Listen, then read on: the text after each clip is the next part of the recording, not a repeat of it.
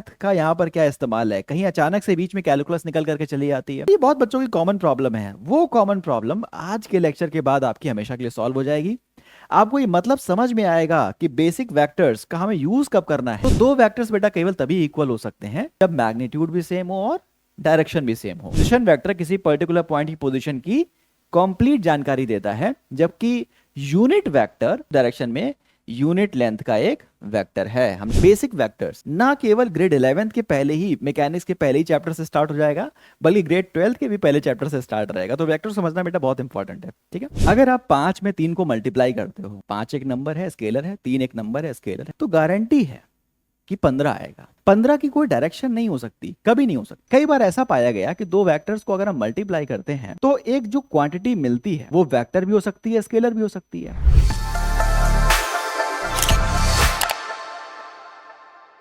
So hello and welcome on the channel. This is your physics master teacher गौरव तिवारी। और बच्चों, आज के session में हम बात करने जा रहे हैं वेक्टर्स और कैलकुलस के बारे में। फिजिक्स में इन चीज़ों का क्या इस्तेमाल है। कई बार बच्चे ऐसा कहते हैं कि सर फिजिक्स के सवाल हमें काफ़ी हद तक समझ में आ जाते हैं, लेकिन जब फिजिक्स के अंदर मैथ्स आती है तो हम ये नहीं समझ पाते कि इस मैथ का यहाँ पर क्या इस्तेमाल है, कहीं अचानक से बीच में कैलकुलस निकल करके चली आती है। और ये बहुत बच्चों की कॉमन प्रॉब्लम है। वो कॉमन प्रॉब्लम आज के लेक्चर के बाद आपकी हमेशा के लिए सॉल्व हो जाएगी। आपको ये मतलब समझ में आएगा कि बेसिक वेक्टर्स का हमें यूज कब करना है, क्योंकि काइनेमैटिक्स अभी मैं स्टार्ट करूंगा और काइनेमैटिक्स उसी को अच्छे समझ में आएगी जिसका वेक्टर स्ट्रांग होगा, ठीक है। तो आपको बेसिक वेक्टर समझ में आना चाहिए ताकि आप काइनेमैटिक्स अच्छे समझ सको, और उसके बाद आपको कैलकुलस अच्छे से समझ में आती हो या ना आती हो, लेकिन अगर आपको बेसिक कैलकुलस आती है तो आप काफी हद तक काइनेमैटिक्स में, जब मैं आपको डिफरेंशिएशन सिखाऊंगा, वेलोसिटी और डिस्प्लेसमेंट के रिलेशन सिखाऊंगा, तो वहीं से ही कैलकुलस का भी इस्तेमाल हो जाएगा। तो काफी हद तक कैलकुलस का भी यूज आपको आना चाहिए, ठीक है। तो आने वाले चैप्टर्स को ध्यान में रखते हुए और उन बच्चों को ध्यान में रखते हुए जिनका मैथमेटिकल पोर्शन उतना स्ट्रांग नहीं है, मैंने इस लेक्चर को यहाँ इंक्लूड किया है, वेक्टर्स और कैलकुलस को। और जो बच्चे आज के इस लेक्चर में सिंसियरिटी दिखाएंगे उनको इमेंस बेनिफिट्स होगा। किस मामले में? इस मामले में कि उनको अंडरस्टैंडिंग डेवलप होगी आने वाले हर फिजिक्स के चैप्टर की, वो किसी बात को रटेंगे नहीं, ठीक है। तो चलिए स्टार्ट करते हैं अपने पहले कॉन्सेप्ट से, जो कि इस लिस्ट में दिया हुआ है। सबसे पहले मैं दिखा देता हूं कि कौन कौन से कॉन्सेप्ट हम पढ़ने वाले हैं पहले। तो आप देख सकते हैं, पहले हम वेक्टर्स के बारे में सीखेंगे। सबसे पहले हमने वेक्टर के बेसिक्स को समझना है, पहले 4-5 टॉपिक्स में, यानी स्केलर वेक्टर क्या होते हैं, वेक्टर रिप्रेजेंटेशन क्या होता है, unit vector, position vector, basic बातें करेंगे। और उसके बाद बच्चों हम बात करेंगे वेक्टर अलजेब्रा के बारे में। जब हमारा इतना पार्ट हो जाएगा तो हम सेकंड सेक्शन में जाएंगे जहां हम बेसिक कैलकुलस के बारे में बात करेंगे, ठीक है। तो चलिए अपने पार्ट 1 से स्टार्ट करते हैं और कुछ बेसिक डेफिनेशंस हैं वो सीखना शुरू कर देते हैं बिना किसी देरी के, ठीक है। पार्ट 1 से स्टार्ट करते हैं और बेसिक डेफिनेशंस की स्टार्टिंग को स्टार्ट कर देते हैं, ठीक है। तो यहाँ पर आप देखिए स्केलर्स और वेक्टर्स क्या होते हैं। आप में से ज़्यादातर बच्चों को पता होगा कि बहुत सारी फिजिक्स में क्वांटिटीज ऐसी होती हैं जिनमें डायरेक्शन की कोई ज़रूरत नहीं होती। फॉर एग्जाम्पल, अगर मैं कहूं कि मेरा मास 75 किलोग्राम्स है, तो क्या इसको दिखाने के लिए क्या मुझे कुछ डायरेक्शन की जरूरत है? मैंने कहा नहीं भैया, 75 किलो आपका मास है, ईस्ट की तरफ आपका मास 75 किलो है, वेस्ट की तरफ आपका मास 75 किलो है, ये बताने की मुझे जरूरत थोड़ी है। तो इसलिए मास जिसमें डायरेक्शन की जरूरत नहीं है वो एक स्केलर क्वांटिटी है। बात समझ में आ रही है? तो mass is a scalar quantity. And what is a vector quantity then? Vector quantity क्या है? हमने कहा फिजिक्स के अंदर वो सारी क्वांटिटीज जिनमें केवल मैग्नीट्यूड बताने से काम नहीं होता, हमें डायरेक्शन भी बतानी होती है, उनको हम वेक्टर क्वांटिटी कहते हैं। तो आप में से काफी सारे बच्चों को ये बात पहले से पता होगी कि स्केलर में केवल मैग्नीट्यूड चाहिए होता है और वेक्टर क्वांटिटीज में हमें दोनों चीजें चाहिए होती हैं, magnitude as well as direction of the quantity, ठीक है। फॉर एग्जाम्पल, अगर आप यहां से स्टार्ट करें और यहां तक ग्रीन वाले पाथ को फॉलो करते हुए चलें, ठीक है।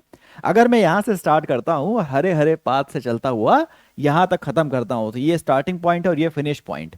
तो टोटल पाथ की जो लेंथ है, टोटल पाथ की लेंथ है वो है डिस्टेंस। क्या इसमें डायरेक्शन की बात होगी? मैंने कहा अगर मैंने 1 किलोमीटर की डिस्टेंस ट्रेवल करी तो ये मुझे डायरेक्शन की बात नहीं करनी है, कभी मैं इधर जा रहा था, कभी इधर जा रहा था, कभी इधर जा रहा था, डायरेक्शन की बात नहीं करी। मैंने कहा कि 1 किलोमीटर में टोटल चला, ठीक है। अब अगर मैं बात करूं स्टार्टिंग पॉइंट से एंड पॉइंट को ऐसे में मिला दूं, तो ये है डिस्प्लेसमेंट वेक्टर। ये कौन सा वेक्टर है? Displacement vector. और इसमें क्या है? एक मैग्नीट्यूड है और एक डायरेक्शन भी है। तो डिस्प्लेसमेंट हो गया एक वेक्टर क्वांटिटी और डिस्टेंस हो गया एक स्केलर क्वांटिटी, ठीक है। तो ये हो गई इनिशियल बात स्केलर और वेक्टर के बारे में। चलिए बात करते हैं अगले टॉपिक के बारे में। अगला पॉइंट क्या है? अगला पॉइंट क्या है? तो अगला पॉइंट हमारा है अगला पॉइंट हमारा है vector representation. Vector representation, vector के फॉर्म में हम चीजों को रिप्रेजेंट कैसे करते हैं, चलिए इसको समझते हैं। ठीक है, चलिए ये समझते हैं कि वेक्टर के फॉर्म में चीजों को रिप्रेजेंट कैसे किया जाता है। तो किसी भी चीज को आपको वेक्टर में रिप्रेजेंट करना है तो आपको दोनों चीजें दिखानी पड़ेंगी। पहला तो आपको दिखाना पड़ेगा उस चीज का मैग्नीट्यूड कितना है, और फिर आपको यह भी दिखाना पड़ेगा कि उस चीज की डायरेक्शन क्या है। ठीक है, तो मैग्नीट्यूड दिखाने के लिए आप इस एरो के लेंथ का यूज करते हो। फॉर एग्जाम्पल, अगर मैं कह रहा हूं कि ये जो एरो की लेंथ है, ये जो एरो की लेंथ है ये दिखा रही है, ये जो एरो की लेंथ है ये दिखा रही है 100 मीटर के डिस्प्लेसमेंट को। ठीक है, और मुझे अब 200 मीटर के डिस्प्लेसमेंट को दिखाना है तो मुझे इसका डबल एरो बनाना पड़ेगा। ठीक है, डबल एरो बनाना पड़ेगा। तो एरो की लेंथ क्या बता रही है, मैग्नीट्यूड। एरो की लेंथ क्या बता रही है, मैग्नीट्यूड। बहुत बढ़िया, तो ये 200 मीटर हो गया। और जिस डायरेक्शन में एरो पॉइंट कर रहा है वो बता रहा है डायरेक्शन को। ठीक, जिस डायरेक्शन में एरो पॉइंट कर रहा है वो बता रहा है डायरेक्शन को। दोनों हम कह सकते हैं 100 मीटर टूवर्ड्स ईस्ट, और ये दिखा रहा है 200 मीटर टूवर्ड्स ईस्ट, इतना डिस्प्लेसमेंट ट्रैवल किया होगा। बात समझ में आ रही है। अब वेक्टर रिप्रेजेंटेशन को समझने के बाद हम अलग अलग तरह के वेक्टर्स को समझ सकते हैं बड़े आराम से। जरा देख लीजिएगा फटाफट। देखिए, सबसे पहला वेक्टर आता है इक्वल वेक्टर। अब भैया हमने कहा वेक्टर का मतलब डायरेक्शन और मैग्नीट्यूड दोनों होता है, तो दो वेक्टर्स बेटा केवल तभी इक्वल हो सकते हैं, दो वेक्टर्स इक्वल कभी हो सकते हैं, हमने कहा इक्वल केवल तब हो सकते हैं जब मैग्नीट्यूड भी सेम हो और डायरेक्शन भी सेम हो। यानी कि मैग्नीट्यूड सेम होने के लिए ऐसा कुछ, और डायरेक्शन भी सेम होनी चाहिए। यानी अगर इसको मैंने वेक्टर ए बोला है, मैं चाहता हूं इसके इक्वल वेक्टर को बनाऊं, मतलब डायरेक्शन भी ये रखनी पड़ेगी और मैग्नीट्यूड भी इतना ही रखना पड़ेगा। जब दोनों चीजें सेम होंगी तो मैं बोलूंगा a is equals to B. सही है, हमने कहा सर बात समझ में आ रही है। It is a equals to B. Equal vector में अगर मैं क्या करूं, दूसरे वेक्टर का मैग्नीट्यूड सेम रखूं और डायरेक्शन फ्लिप कर दूं, यानी कि बी वेक्टर को मैं एग्जैक्टली फ्लिप कर दूं, तो ये कहलाएगा माइनस बी वेक्टर। ठीक है, अब अगर मैं पहले वाले वेक्टर में और इसमें कंपेयर करूं तो ये क्या है, ये वाला वेक्टर उसका नेगेटिव वेक्टर है, यानी कि मैग्नीट्यूड सेम है और डायरेक्शन फ्लिप कर दी, तो उसको क्या बोलूंगा, इसका ये नेगेटिव वेक्टर है, ये इसका नेगेटिव वेक्टर है। बात समझ में आ रही है। हमने कहा अगर two vectors are parallel to each other and have the same magnitude, they are equal vectors. दो वेक्टर्स जिनका मैग्नीट्यूड सेम है और डायरेक्शन भी सेम है तो वो इक्वल वेक्टर्स हैं। वेक्टर अगर उनकी डायरेक्शन ऑपोजिट है, मैग्नीट्यूड सेम है, तो वो नेगेटिव वेक्टर्स कहलाएंगे। आगे बढ़ेंगे। यहां पर देखिए पैरेलल वेक्टर और एंटी पैरेलल वेक्टर में क्या डिफरेंस है। अभी यहां पर चीजें थोड़ी सी कंफ्यूजिंग हो सकती हैं, तो मैं सारा कंफ्यूजन दूर कर देता हूं। पैरेलल वेक्टर देखिए, ये वेक्टर है, अगर इसके बराबर मैं बता दूं तो ये दोनों पैरेलल वेक्टर हैं। पैरेलल होने के साथ साथ ये इक्वल वेक्टर भी हैं। लेकिन अगर मैं तीसरा वेक्टर बनाता हूं ये, तो वेक्टर ए और बी पैरेलल वेक्टर भी हैं और इक्वल वेक्टर भी। लेकिन वेक्टर सी के साथ ये केवल पैरेलल वेक्टर हैं, इक्वल नहीं है। बात समझ में आ रही है। पैरेलल वेक्टर का मतलब क्या है, डायरेक्शन सेम हो बस। ठीक है, मैग्नीट्यूड का सेम होना जरूरी नहीं है। अगर मैग्नीट्यूड भी सेम है तो फिर वो इक्वल वेक्टर हो गया। मैंने कहा एंटी पैरेलल वेक्टर क्या हो गया। एंटी पैरेलल वेक्टर यहां से पता चल रहा है, अगर डायरेक्शन भी ऑपोजिट हो और मैग्नीट्यूड सेम हो तो नेगेटिव वेक्टर बोल देते हैं। लेकिन मैंने क्या बोला, बस डायरेक्शन ऑपोजिट होनी चाहिए, राइट। मैग्नीट्यूड का डायरेक्शन ऑपोजिट होनी चाहिए, मैग्नीट्यूड बराबर हो या ना हो, तो वो एंटी पैरेलल वेक्टर है। ठीक है, कोई भी वेक्टर जो फ्लिप कर दिया जाए ऑपोजिट डायरेक्शन में हो गिवन वेक्टर के, वो एंटी पैरेलल वेक्टर है। ठीक है, आसान सी बातें, बेसिक बेसिक बातें। जीरो वेक्टर एक ऐसा वेक्टर जिसका कोई मैग्नीट्यूड नहीं है, वो जीरो वेक्टर है। फॉर एग्जाम्पल, अगर बॉडी यहां से स्टार्ट करती है और घूम करके वापस यहीं पर आ जाती है तो डिस्प्लेसमेंट वेक्टर क्या हो गया, नल वेक्टर हो गया। Angle between two vectors is smaller of two angles between the vectors when they are placed tail to tail और head to head। तो ये बात हमें समझ में आ रही है कि हम एंगल कैसे नापेंगे। हमने कहा दो वेक्टर्स हैं, उनके बीच का एंगल होगा जो स्मॉलर एंगल, यानी कि अगर ये वेक्टर है और ये वेक्टर है, राइट, अगर इनके बीच के एंगल की बात करी जाए तो एक एंगल तो ये बन रहा है छोटा वाला और एक एंगल बाहर वाला बन रहा है, तो हमको ये छोटा वाला एंगल नापना है, ये है वेक्टर्स के बीच का एंगल। ठीक है, तो छोटी छोटी बातें हैं, कुछ बेसिक बातें हैं जो हमने अभी अभी पढ़ ली हैं। चलिए आगे मूव करते हैं अगले कॉन्सेप्ट की तरफ, जो कि है यूनिट वेक्टर। देखिए पहले में और दूसरे पॉइंट में, पहले पॉइंट में और दूसरे पॉइंट में किसी को कोई कंफ्यूजन मेरे हिसाब से नहीं होनी चाहिए।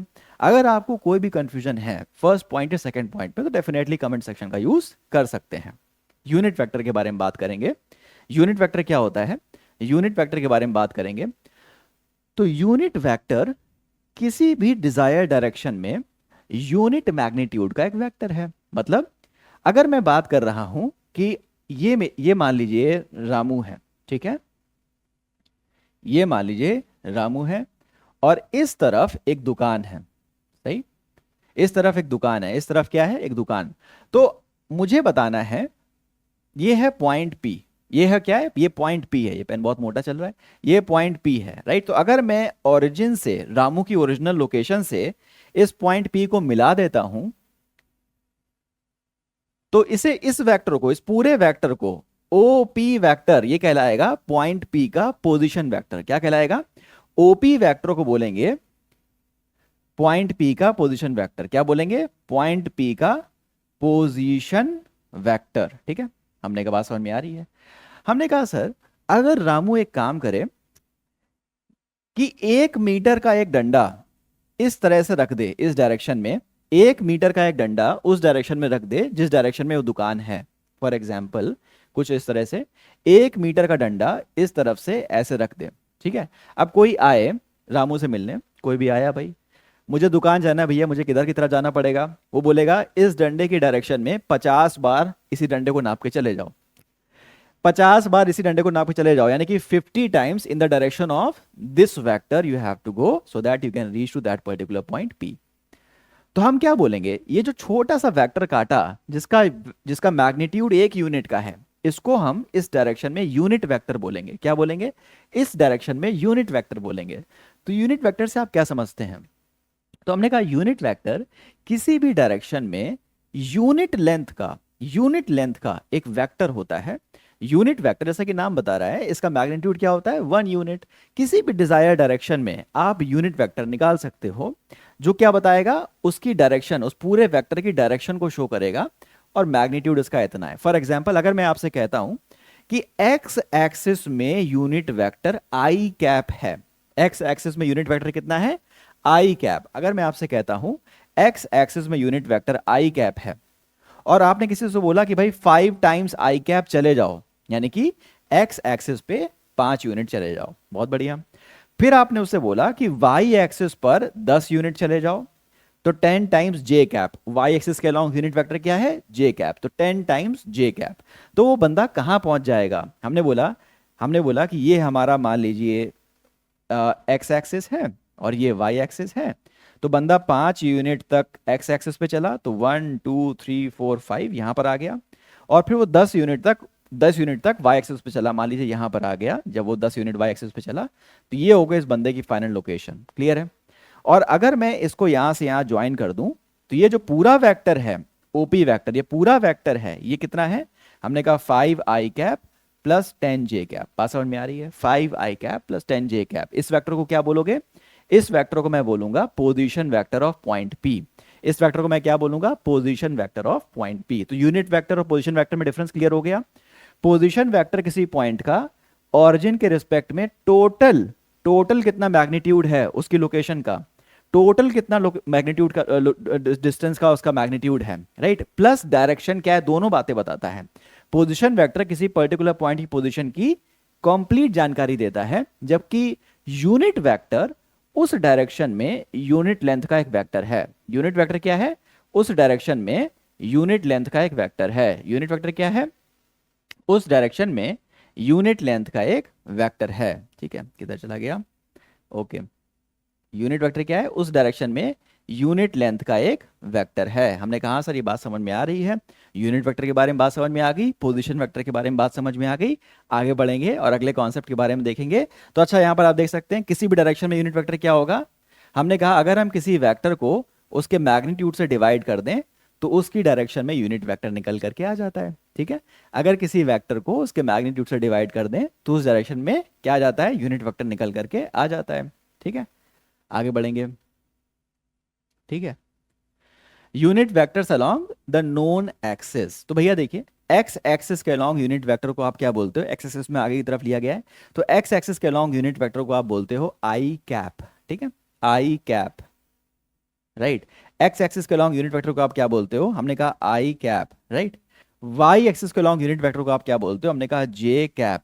और जेड एक्सिस के अलॉन्ग यूनिट वेक्टर को आप क्या बोलते हो? के कैप। ठीक है, आई जे के क्या हो गए? एक्स वाई और जेड एक्सिस के अलॉन्ग यूनिट वेक्टर्स की वैल्यूज हो गई। आगे बढ़ते चले जाएंगे। ठीक है, तो ये बेसिक चीजें हमारी समझ में आ गई हैं। अब देखो, यूनिट वेक्टर का जो कॉन्सेप्ट है, ये आपके लिए काइनेमैटिक्स में ही जरूरी नहीं है, बल्कि जब आप इलेक्ट्रोस्टैटिक्स पढ़ोगे ग्रेड 12th का पहला चैप्टर, तो वहां से भी इसकी इंपॉर्टेंस बनने लग जाती है, जब आप कूलम्स लॉ का वेक्टर फॉर्मेट पढ़ते हो वहां से। यानी कि जो बेसिक वेक्टर्स है ना, बेसिक वेक्टर्स, ना केवल ग्रेड 11th के पहले ही, मैकेनिक्स के पहले ही चैप्टर से स्टार्ट हो जाएगा, बल्कि ग्रेड 12th के भी पहले चैप्टर से स्टार्ट रहेगा। तो वेक्टर समझना बेटा बहुत इंपॉर्टेंट है। ठीक है, वेक्टर्स को समझना बहुत इंपॉर्टेंट है। ठीक है, तो आगे बढ़ेंगे जीवन में। तो हमारे ये 3 पॉइंट्स हो गए हैं, हम चौथे पॉइंट पर आ गए, पोजीशन वेक्टर। हालांकि इसके बारे में मैंने ऑलरेडी बात आपको करके बता दी है कि पोजीशन वेक्टर क्या बताता है, किसी पॉइंट का पोजीशन वेक्टर क्या बताता है। हमने कहा उस पॉइंट को अगर हम रेफरेंस पॉइंट से मिला दें और वेक्टर खींच दें, ठीक है, जैसे पॉइंट पी है, एक्स एक्सिस पर, वाई एक्सिस पर और जेड एक्सिस पर इसके कोऑर्डिनेट ये हैं। ठीक है, एक्स एक्सिस पर आप एक्स यूनिट चले, वाई एक्सिस पर यहां चले और जेड एक्सिस पर यहां चले, तो ये है पॉइंट पी। तो पॉइंट पी को अगर मैं ओरिजिन से मिला दूं, तो ये जो वेक्टर बनेगा, ये जो वेक्टर बनेगा उस पॉइंट पी के लिए पोजीशन वेक्टर का काम करेगा। ठीक है, इससे हमें दोनों बातें पता चलेंगी। ये पता चलेगा कि कितना दूर जाना है और किस डायरेक्शन में जाना है। पोजीशन वेक्टर से मुझे क्या क्या पता चलता है कि मुझे उस पॉइंट तक पहुंचने के लिए कितना चलना है, और उस पोजीशन तक पहुंचने के लिए कितना चलना है और किस डायरेक्शन में चलना है। बात समझ में आ रही है? पोजीशन वेक्टर मुझे क्या क्या बताता है? मुझे ये बताता है कि उस पोजीशन तक पहुंचने के लिए मुझे कितना चलना है और किस डायरेक्शन में चलना है, दोनों बातें बताता है। ठीक है, तो आशा करता हूं आपको बात समझ में आ रही होगी। आगे बढ़ेंगे। ठीक है, तो पोजीशन वेक्टर्स के बारे में हमने बात कर ली है। ठीक है, ऑल राइट। तो अभी पोजीशन वेक्टर का मैग्नीट्यूड के बारे में हम बात करनी है कि किसी पोजीशन वेक्टर का मैग्नीट्यूड कैसे निकाला जाए। जैसे कि आपको पॉइंट पी तक पहुंचना है, आपको शॉप तक पहुंचना है, तो मैंने बोला कि आप 5i cap plus 7j cap plus 9k cap position vector को फॉलो कर लो। आप यहां खड़े हो, आपसे कोई आके पूछे शॉप किधर है, तो आप उसे बता दो कि 5i कैप 7j कैप है ना, 9k कैप इस लोकेशन पे चले जाओ। तो उसने कहा मुझे चलना कितना पड़ेगा ये तो बताओ, मुझे इफेक्टिवली कितने मीटर चलना पड़ेगा ये तो बताओ। तो ऐसा करने के लिए मुझे उस पोजीशन वेक्टर का मैग्नीट्यूड पता होना चाहिए, है ना। अगर मुझे पता है कि इस पॉइंट का पोजीशन वेक्टर जो आर वेक्टर है, इस पॉइंट का पोजीशन वेक्टर जो आर वेक्टर है, इसका मैग्नीट्यूड, इसका वैल्यू पता है मुझे, ये है x I cap plus Y J cap plus Z K cap, right. अगर मुझे पॉइंट पी का पोजीशन वेक्टर पता है, अगर मुझे पॉइंट पी का पोजीशन वेक्टर पता है, तो हालांकि मुझे ये भी तो पता होना चाहिए कि मुझे एक्चुअली कितने मीटर चलना पड़ेगा, यानी magnitude of the position vector. Magnitude of the position vector कितने मीटर चलना पड़ेगा। तो मैग्नीट्यूड ऑफ पोजीशन वेक्टर निकालने के लिए, मैग्नीट्यूड ऑफ पोजीशन वेक्टर निकालने के लिए बेटा मुझे क्या करना है, इनके कोफिशिएंट्स का स्क्वायर लेकर के ऐड कर देना है। तो x square plus y square plus z square under root x square plus y square plus z square, this is the magnitude of position vector. ठीक है, this is the magnitude of position vector. तो आपको उस point तक पहुंचने के लिए कितना चलना पड़ेगा, हमने कहा इतना चलना पड़ेगा। बात समझ में आ रही है? आगे बढ़ेंगे, राइट। अच्छा, मैग्नीट्यूड ऑफ आर वेक्टर को आप केवल आर भी लिख सकते हो, मैग्नीट्यूड ऑफ आर वेक्टर को आप केवल आर भी लिख सकते हो। आगे बढ़ेंगे। ठीक है, तो finding unit vectors along a given position vector. तो जैसे कि मैंने आपको ऑलरेडी समझाया हुआ है कि किसी पर्टिकुलर पॉइंट पी में एक्स वाई जेड एक्सिस है आपके पास, एक्स वाई जेड। आप एक्स वाई जेड कहीं पर भी ले सकते हो, मैंने एक्स वाई जेड इनको माना हुआ है। एक्स वाई जेड एक्सिस में हमने एक पॉइंट पी लिया है। ठीक है, इस पॉइंट पी के लिए पोजीशन वेक्टर कैसे बनाओगे सर? हमने कहा बड़ा आसान है। इस पॉइंट पी के लिए अगर मुझे पोजीशन वेक्टर बनाना है, तो ये मैंने मिला दिया इसको, तो ये जो वेक्टर आर बना है ना, ये पोजीशन वेक्टर हो गया पॉइंट पी का। हमने कहा ये भी आसान है। अब मुझे क्या करना है, इस डायरेक्शन में मुझे यूनिट वेक्टर निकालना है। तो कैसे करूंगा मैं? मान लीजिए पॉइंट पी का कोऑर्डिनेट है x y z, x y z, बहुत बढ़िया। तो मुझे क्या करना पड़ेगा, पॉइंट पी का जो पोजीशन वेक्टर है आर वेक्टर या ओपी वेक्टर, ओ से पी तक ओपी वेक्टर या आर वेक्टर में कैसे लिख सकता हूं? मैंने कहा आर वेक्टर को लिखने के लिए आप लिखो x I cap plus Y J cap plus Z K cap. बात समझ में आ रही है? ये उस पॉइंट पी का पोजीशन वेक्टर रखा हुआ है, ये उस पॉइंट पी का पोजीशन वेक्टर आपके सामने रखा हुआ है। ठीक है। अब आपको क्या करना है, आपको इस डायरेक्शन में एक यूनिट वेक्टर निकालना है। आपको इस डायरेक्शन में यूनिट वेक्टर निकालना है। तो यूनिट वेक्टर क्या होता है बेटा, किसी भी डायरेक्शन में यूनिट लेंथ का एक वेक्टर, यूनिट लेंथ का वेक्टर क्या कहलाता है, उस डायरेक्शन में यूनिट वेक्टर कहलाता है। उस डायरेक्शन में यूनिट वेक्टर कहलाता है। ये जो होगा ना, ये यूनिट वेक्टर है। इस डायरेक्शन में यूनिट लेंथ का वेक्टर क्या कहलाएगा, यूनिट वेक्टर कहलाएगा। मान लीजिए आर वेक्टर की डायरेक्शन में जो यूनिट वेक्टर है ये क्या है, आर कैप। आर वेक्टर की डायरेक्शन में जो यूनिट वेक्टर है वो क्या है, आर कैप। बहुत बढ़िया। तो आर कैप क्या होता है, हमने कहा किसी भी डायरेक्शन में यूनिट वेक्टर को निकालने के लिए आपको उस वेक्टर में से क्या करना होता है, उसके मैग्नीट्यूड से डिवाइड करना होता है। ठीक है। किसी भी डायरेक्शन में यूनिट वेक्टर को निकालने के लिए आपको उस वेक्टर में से उसके मैग्नीट्यूड को डिवाइड करना होता है। किसी भी डायरेक्शन में यूनिट वेक्टर को निकालने के लिए हमें उस वेक्टर के पूरे पूरे वेक्टर में से उसके मैग्नीट्यूड को डिवाइड करना होता है। और अभी हमने देखा है कि वेक्टर का मैग्नीट्यूड कैसे निकालते हैं, √x² + y² + z²। इसका मैग्नीट्यूड हो गया, बड़े आराम से इसका मैग्नीट्यूड हो गया, ये हो गया are vector upon √x² + y² + z²। क्या बात समझ में आ रही है? Under root R vector upon √x² + y² + z²। इस तरीके से आप इस डिजायर डायरेक्शन में यूनिट वेक्टर निकाल सकते हैं। तो किसी भी डायरेक्शन में आप यूनिट वेक्टर बड़े आराम से निकाल सकते हैं। आगे बढ़ेंगे जीवन में। तो यहां पर आप देख लीजिए, आप स्केलर वेक्टर के बारे में समझ गए, आप वेक्टर रिप्रेजेंटेशन समझ गए, बिल्कुल बेसिक बात है। आप यूनिट वेक्टर के बारे में समझ गए, ये भी एक बेसिक बात थी। आप पोजीशन वेक्टर के कॉन्सेप्ट को समझ गए, ये भी अगेन एक बेसिक बात है। कंपोनेंट ऑफ वेक्टर के बारे में हम समझेंगे। और कई बार बच्चे कंपोनेंट्स लेने में मिस्टेक कर देते हैं।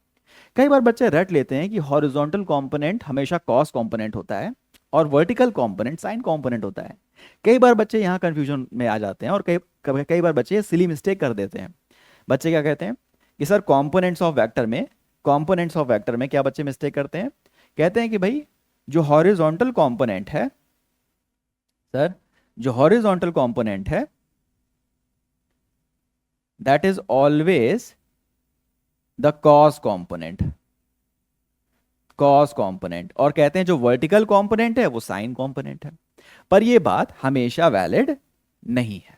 क्या ये बात हमेशा वैलिड है? हमने कहा ये बात हमेशा वैलिड नहीं है। अगर हम इसे रट के चल रहे हैं तो गलत हो जाएगा मामला। ठीक है। तो बेसिक ट्रिग्नोमेट्री है यहाँ पे कि वेक्टर के कंपोनेंट कैसे करे जाते हैं। चलिए हम उसको सीख लेते हैं और कभी भी इस बात में गलती नहीं करेंगे। तो वेक्टर के कंपोनेंट क्या होते हैं?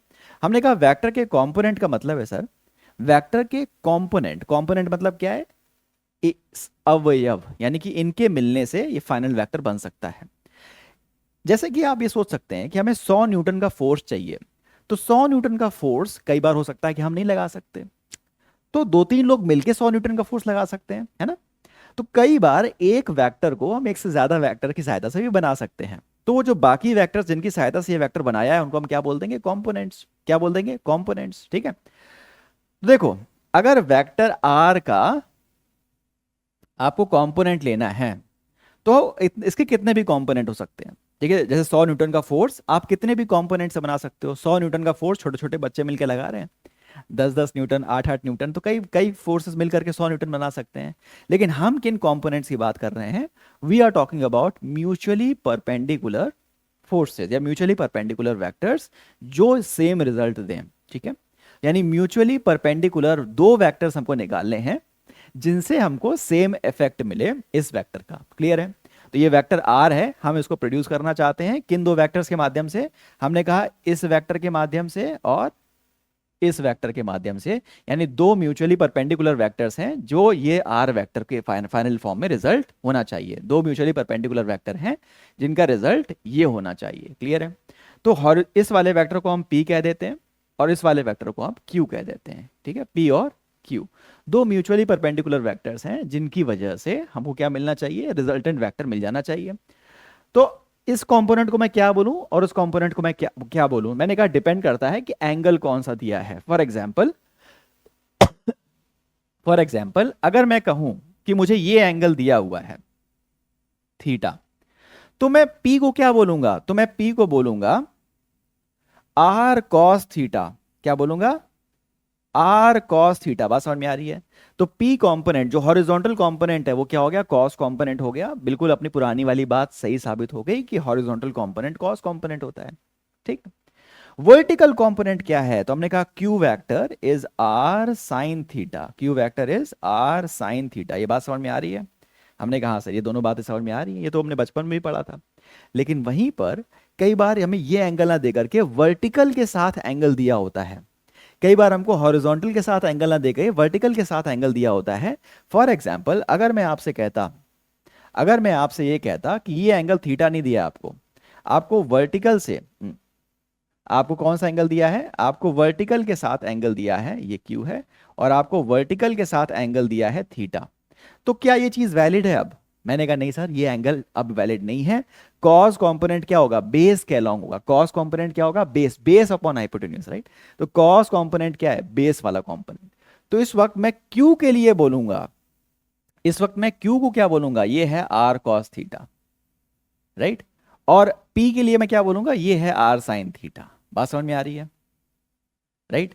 तो अब देखो, ये जो थीटा के अलोंग कंपोनेंट है वो बेस बन जाएगा, वो कॉस कंपोनेंट है। हम इसको ऐसे नहीं याद रखेंगे अपने दिमाग में कि जो हॉरिजॉन्टल कंपोनेंट है वो कॉस कंपोनेंट है, वो गड़बड़ हो जाएगा, ठीक है? हॉरिजॉन्टल कंपोनेंट को कॉस कंपोनेंट मत कहिए। क्या कहिए? हमने कहा जो थीटा के अलोंग कंपोनेंट है वो कॉस कंपोनेंट है। तो ये तरीका गलत है। इस तरीकों को हम कह सकते हैं रिलायबल तरीका नहीं है। तो बिल्कुल आसान तरीका आप ये दिमाग में रख लो ताकि सिली मिस्टेक ना हो। तो जो कंपोनेंट थीटा के अलोंग है वो कॉस कंपोनेंट है, और जो थीटा के अलोंग नहीं है दूसरा वाला वो साइन कंपोनेंट है, परपेंडिकुलर कंपोनेंट है। और बेसिक ट्रिग्नोमेट्री जिनको आती है उनके लिए बहुत ही आम बात है, ठीक है? चलिए आगे बढ़ते हैं। Okay, alright. तो रिजल्टेंट इनका क्या है? Under root R x square plus R y square. अगर आपको ये दोनों वैल्यू पता है तो रिजल्टेंट ये हो जाएगा।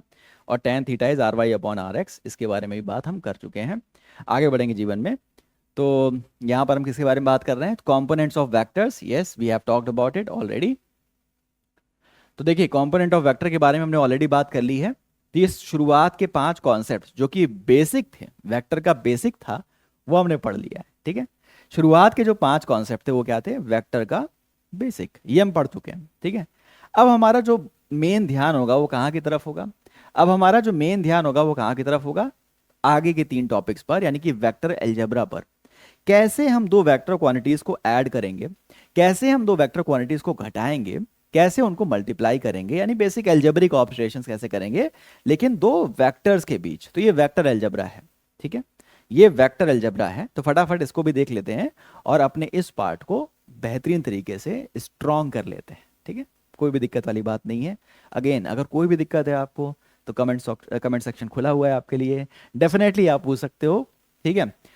हमें दो वेक्टर्स को एल्जेब्रिकली ऐड करना है। तो कई बार ऐसा होगा आपको डिस्प्लेसमेंट ऐड करने पड़ जाएंगे ताकि आप नेट डिस्प्लेसमेंट निकाल पाओ।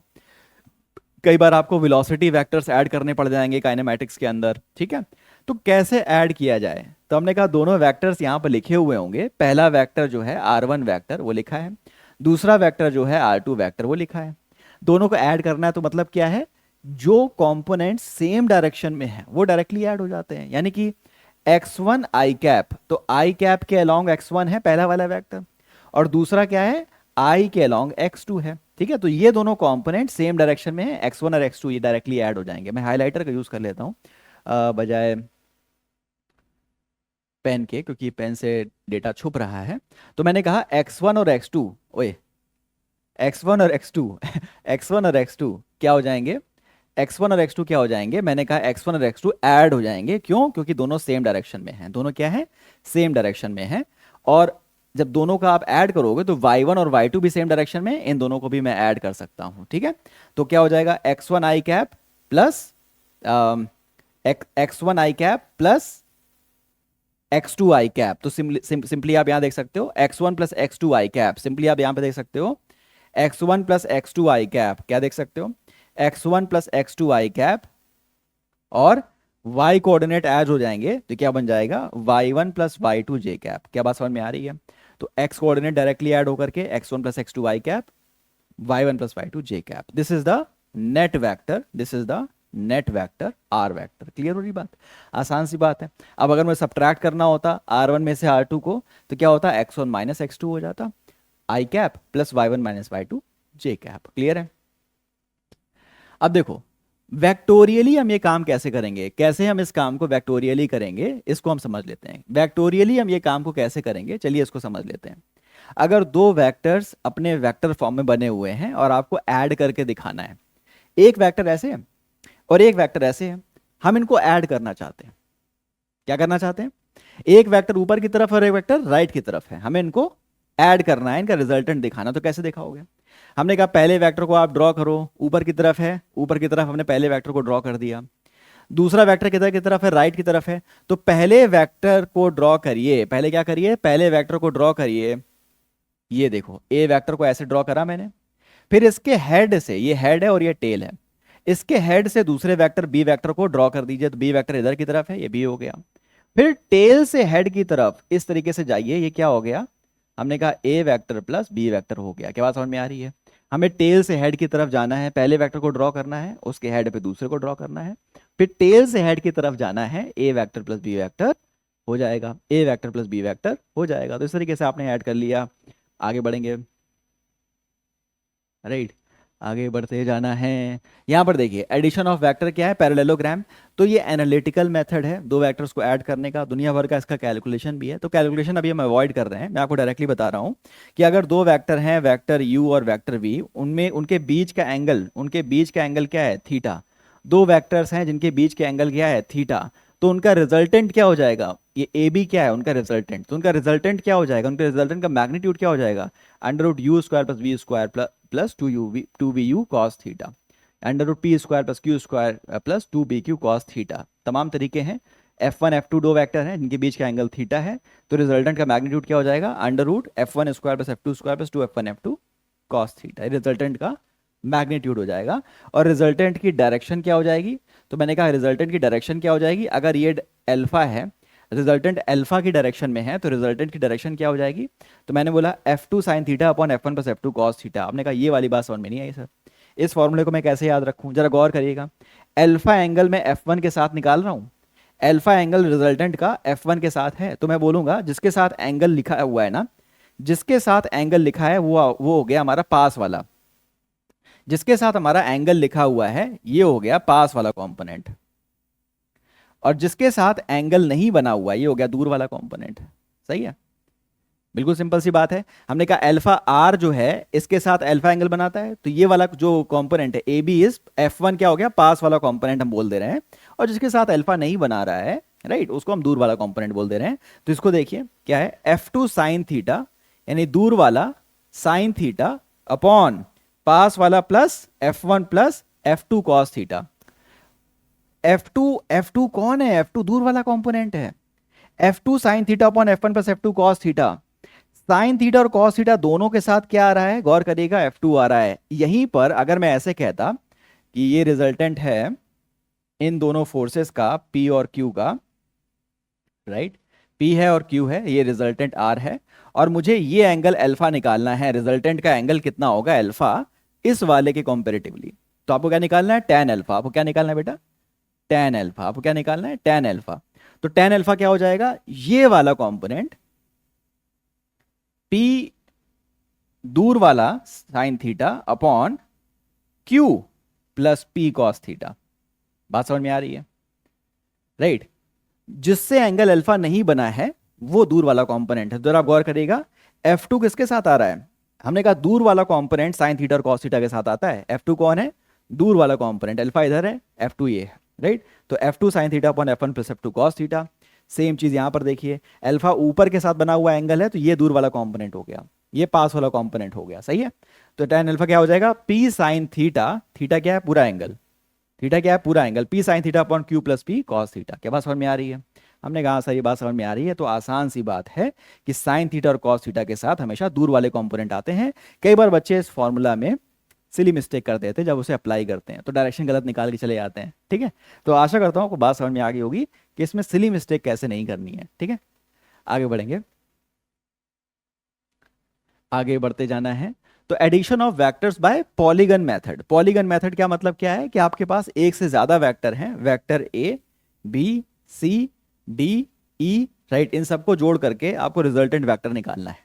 तो जैसा कि नाम बता रहा है पॉलीगन मेथड, इसमें क्या करना है? जो सारे वेक्टर आपको दिए हैं, पहला वेक्टर ड्रॉ करिए, उसके हेड पे दूसरा वेक्टर ड्रॉ करिए, उसके हेड पे तीसरा वेक्टर ड्रॉ कर लीजिए। मान लीजिए ए इधर की तरफ था, बी इधर की तरफ और सी इधर की तरफ था।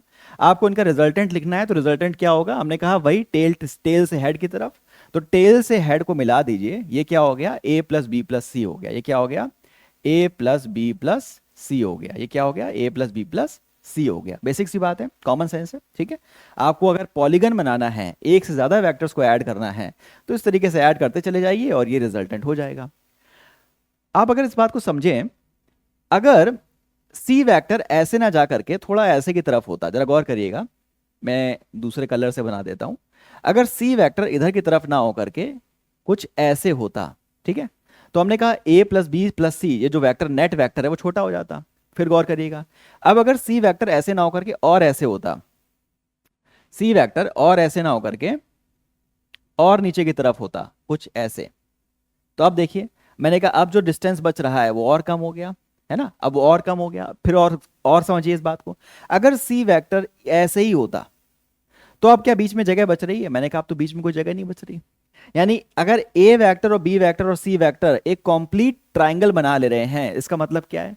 इनका रिजल्टेंट के लिए स्पेस कुछ बचा? हमने कहा रिजल्टेंट के लिए कोई स्पेस बचा ही नहीं। यानी ए वेक्टर बी वेक्टर और सी वेक्टर का नेट रिजल्ट क्या हो जाएगा? जीरो हो जाएगा। A vector B vector C vector D vector, अगर बहुत सारे वेक्टर मिल करके अगर पॉलीगन को क्लोज कर ले रहे हैं, फिर से समझिए इस चीज को, बहुत सारे वेक्टर मिल करके आपस में पॉलीगन को क्लोज कर ले रहे हैं, इसका मतलब उनका रिजल्टेंट जीरो है। फिर से समझिए, मैंने इनको रब कर दिया, राइट। अभी देखिए, हमारे पास अलग अलग वेक्टर्स थे, हमें बताना इनका रिजल्टेंट क्या होगा। तो मैंने कहा कि आपको क्या करना पड़ेगा, आपको क्या करना पड़ेगा, आपको इसके टेल से इसके हेड को मिलाना पड़ेगा, राइट। ये हो गया रिजल्टेंट, इसके टेल से हेड को मिला दिया, रिजल्टेंट मिल गया हमें, बहुत बढ़िया बात है, ठीक है। रिजल्टेंट हमको मिल गया ए प्लस बी प्लस सी। अब जरा गौर करिए, अगर मैं सी को इधर की तरफ लाऊंगा, ये है सी, तो अब ये स्पेस कम हो गया, हमने कहा इसको मैं सी को और इधर की तरफ लाऊंगा, तो अब ये स्पेस और कम हो गया। अब मैं सी को और इधर ले आया तो स्पेस और कम हो गया। सी को मैंने यहां बंद कर दिया तो स्पेस खत्म हो गया। जितना ज्यादा स्पेस था उतना ज्यादा रिजल्टेंट था, राइट। यानी तीन वेक्टर अगर अपने आप में क्लोज कर ले रहे हैं, या चार वेक्टर अपने आप में क्लोज लूप बना ले रहे हैं, कोई स्पेस ही नहीं छोड़ रहे हैं, मतलब कि उनका रिजल्टेंट क्या है? जीरो। और अगर वेक्टर्स का रिजल्टेंट जीरो है, मतलब क्या हो गया? वो इक्विलिब्रियम में है, मतलब उनका नेट फोर्स क्या है? जीरो। सिस्टम अपनी जगह से नहीं हिलेगा। बात समझ में आ रही है? नेट फोर्स क्या हो गया? जीरो में हो जाएगा, और सिस्टम क्या हो जाएगा? इक्विलिब्रियम में हो जाएगा। तो यहां पर अगर मैं सवाल बनाना चाहूं तो बना सकता हूं। यहां पर मैं आपको सवाल बना के दिखा सकता हूं कि भैया तीन फोर्सेज हैं जिनका नेट फोर्स क्या है? तीन वेक्टर्स हैं जिनका दो इक्विलिब्रियम में है। लिखा हुआ है there are three forces in equilibrium, three forces are acting on the body and they all are in equilibrium, ठीक है। पहला इस डायरेक्शन में है, दूसरा इस डायरेक्शन में है, तीसरे की डायरेक्शन बताओ। तीन वेक्टर हैं जो आपस में इक्विलिब्रियम में हैं। पहले की डायरेक्शन ये, मान लो ये वेक्टर ए है, दूसरे की डायरेक्शन ये बी वेक्टर है। दोनों की डायरेक्शन आपको पता है, तीसरे की डायरेक्शन बताओ। अगर ये तीनों इक्विलिब्रियम में है, अगर ये इक्विलिब्रियम में है बेटा, ऐसे सोचो, तो नेट फोर्स क्या हो गया? जीरो हो गया। नेट फोर्स जीरो हो गया, मतलब समझिए, क्या वेक्टर सी ऐसे होता तो नेट जीरो होता क्या? नहीं, मैंने कहा नेट तब ये हो जाता। अगर ये ऐसे होता तीसरा वेक्टर, तो नेट ये हो जाता। मैंने कहा नेट फोर्स जीरो है, इसका मतलब क्या है? तो इन तीनों मिलके पॉलीगन को क्लोज कर ले रहे हैं, कोई भी स्पेस खाली नहीं छूट रहा है। बात समझ में आ रही है? तीनों मिलकर के पॉलीगन को क्लोज कर ले रहे हैं, कोई भी स्पेस खाली नहीं छूट रहा है। तो यानी कि जो वेक्टर सी है वो कैसा होगा? ऐसा। ये है वेक्टर सी। बात समझ में आ रही है? इसकी डायरेक्शन पता चल जाएगी, नहीं पता चल जाएगी? हमने कहा हाँ सर पता चल जाएगी। तो एक कॉमन सेंस वाला सवाल, आगे बढ़ेंगे।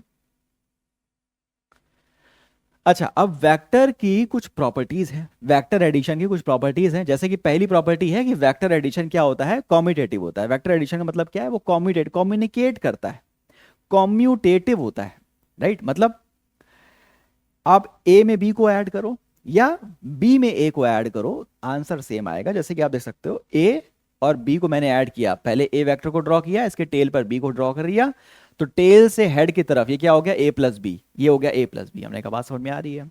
अब अगर हम बी प्लस ए निकालें तो क्या करेंगे? पहले बी वेक्टर ड्रॉ करेंगे, तो ये देखिए, ये बी था, इसी को पैरेलल सरका दिया तो ये बी वेक्टर है, हमने कहा सर। इसके हेड पर ए वेक्टर ड्रॉ किया, हमने कहा सर। इसके टेल से खींचा हमने तो क्या मिलेगा, बी प्लस ए मिलेगा, हमने कहा सर। दोनों तो सेम वेक्टर हैं, हमने कहा सर। यानी ए प्लस बी और बी प्लस ए क्या है, बराबर है। ठीक है, यानी कि वेक्टर्स क्या होते हैं, vector addition is always commutative. कैसा नेचर होता है इनका, कॉम्यूटेटिव नेचर होता है। आगे बढ़ेंगे जीवन में, वेक्टर एडिशन क्या होता है, कॉम्यूटेटिव होता है। बात समझ में आ रही है, हमने कहा सर बात समझ में आ रही है।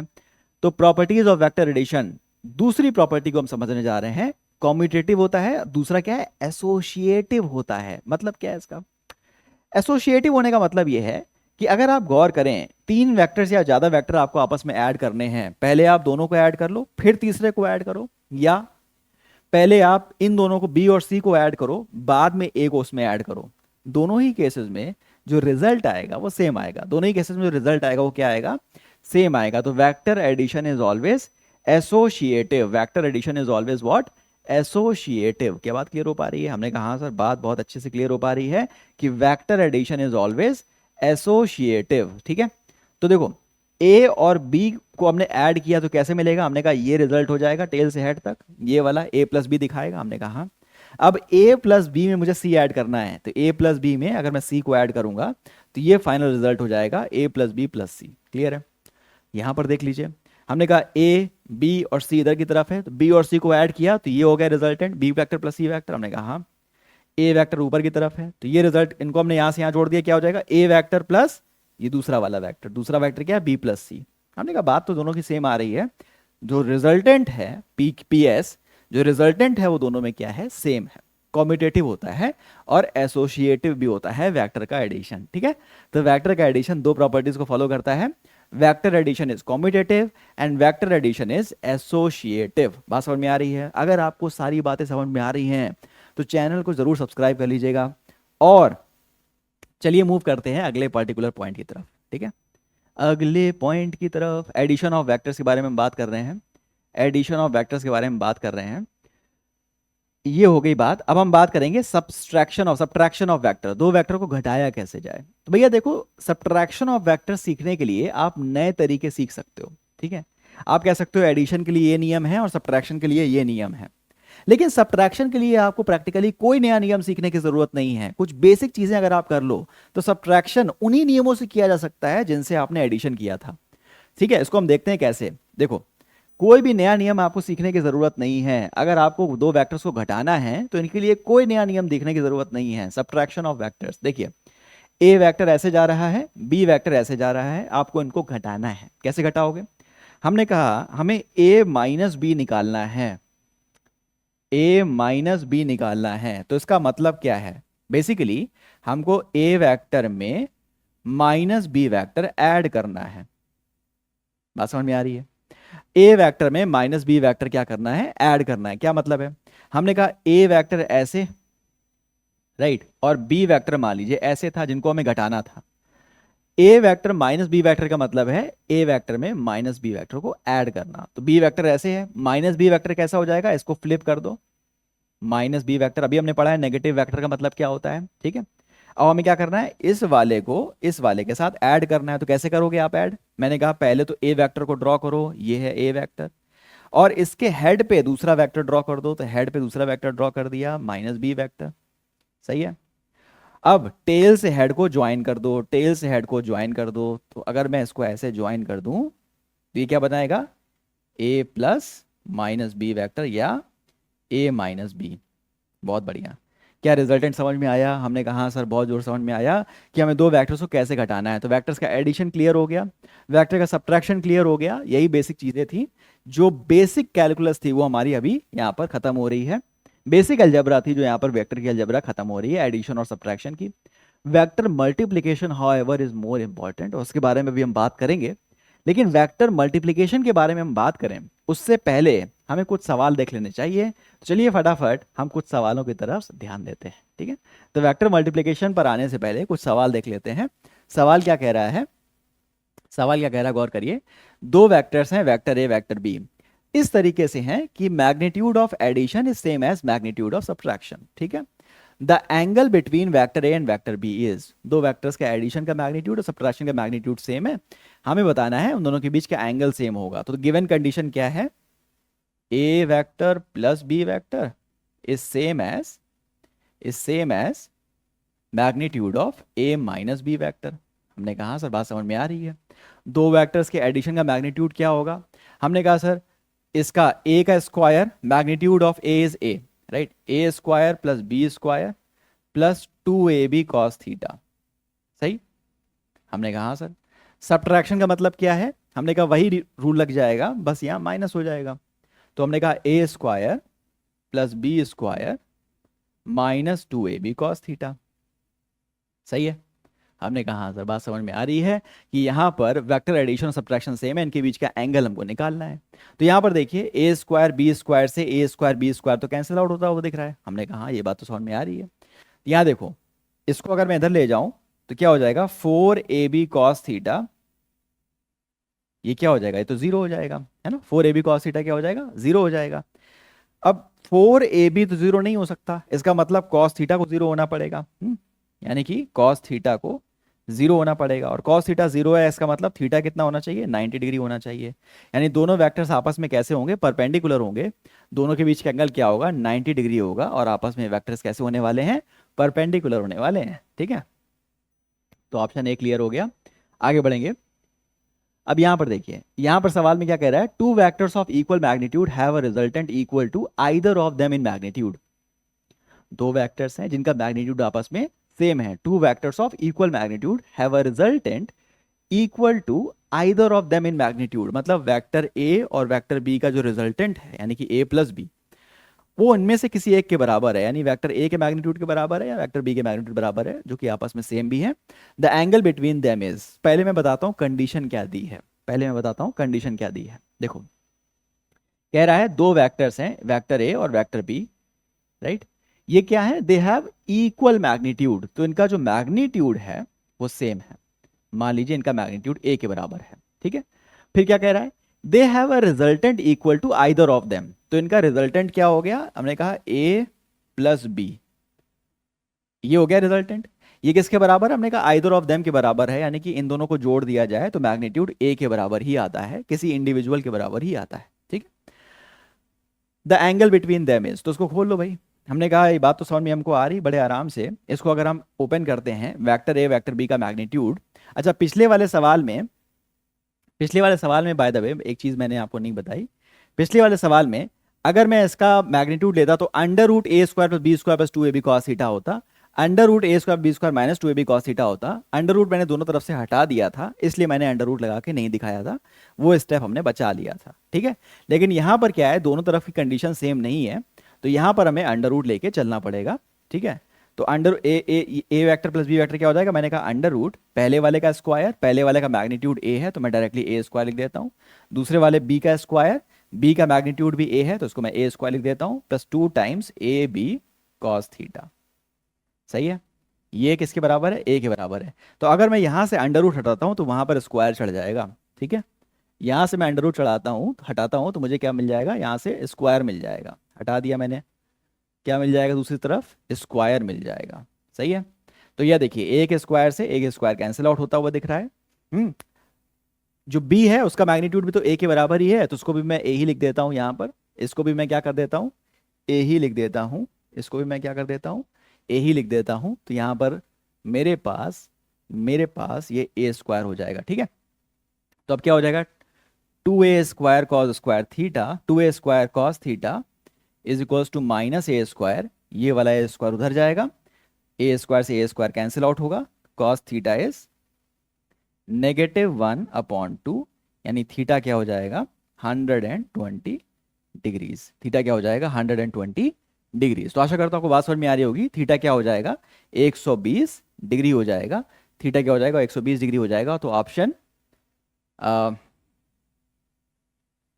हाँ थीटा क्या हो जाएगा 120 डिग्री हो जाएगा, तो 120 डिग्री आपका करेक्ट आंसर इसमें हो गया। थीटा क्या हो जाएगा 120 डिग्री हो जाएगा, तो यहाँ पर 120 डिग्री आपका करेक्ट आंसर हो गया, ठीक है। चलिए आशा करता हूँ बात समझ में आ रही होगी आपको। मूव करेंगे अगले कॉन्सेप्ट की तरफ। एडिशन समझ लिया, सब्ट्रैक्शन समझ लिया वेक्टर अलजेब्रा के अंदर। अब हम बात करेंगे मल्टीप्लिकेशन ऑफ वेक्टर्स के बारे में। मल्टीप्लिकेशन ऑफ वेक्टर्स के बारे में अब जरा गौर करिएगा। अगर आप 5 में 3 को मल्टीप्लाई करते हो, 5 एक नंबर है स्केलर है, 3 एक नंबर है स्केलर है, अगर आप 5 में 3 को मल्टीप्लाई करते हो तो गारंटी है कि 15 आएगा। 15 की कोई डायरेक्शन नहीं हो सकती, कभी नहीं हो सकती। लेकिन दो वेक्टर्स हैं, कई बार ऐसा पाया गया कि दो वेक्टर्स को अगर हम मल्टीप्लाई करते हैं तो एक जो क्वांटिटी मिलती है वो वेक्टर भी हो सकती है, स्केलर भी हो सकती है, राइट। तो इस आधार पर हमने दो तरीके के प्रोडक्ट इजाद किए, राइट।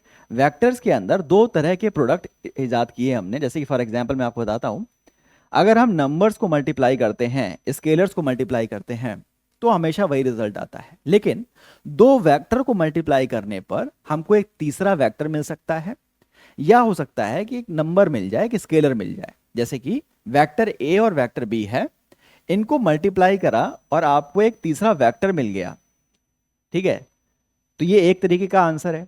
वेक्टर ए और वेक्टर बी को मल्टीप्लाई किया और एक नॉर्मल नॉर्मल डी मिल गया जिसमें कोई डायरेक्शन नहीं है, ठीक है। तो ये दूसरे तरीके का वेक्टर मल्टीप्लिकेशन है। पहले वाले को हम बोलते हैं क्रॉस मल्टीप्लिकेशन, दूसरे वाले को बोलते हैं डॉट मल्टीप्लिकेशन, ठीक है। तो क्रॉस मल्टीप्लिकेशन क्या है? जब दो वेक्टर्स को मल्टीप्लाई करें और तीसरा वेक्टर आ जाए। डॉट मल्टीप्लिकेशन क्या है? जब दो को मल्टीप्लाई करें और स्केलर आए तो वो डॉट मल्टीप्लिकेशन है। क्लियर है? तो वेक्टर का मल्टीप्लिकेशन इस तरीके से है, डॉट प्रोडक्ट और क्रॉस प्रोडक्ट। डॉट प्रोडक्ट को स्केलर प्रोडक्ट भी कह सकते हैं और क्रॉस प्रोडक्ट को वेक्टर प्रोडक्ट भी कह सकते हैं। आगे बढ़ेंगे।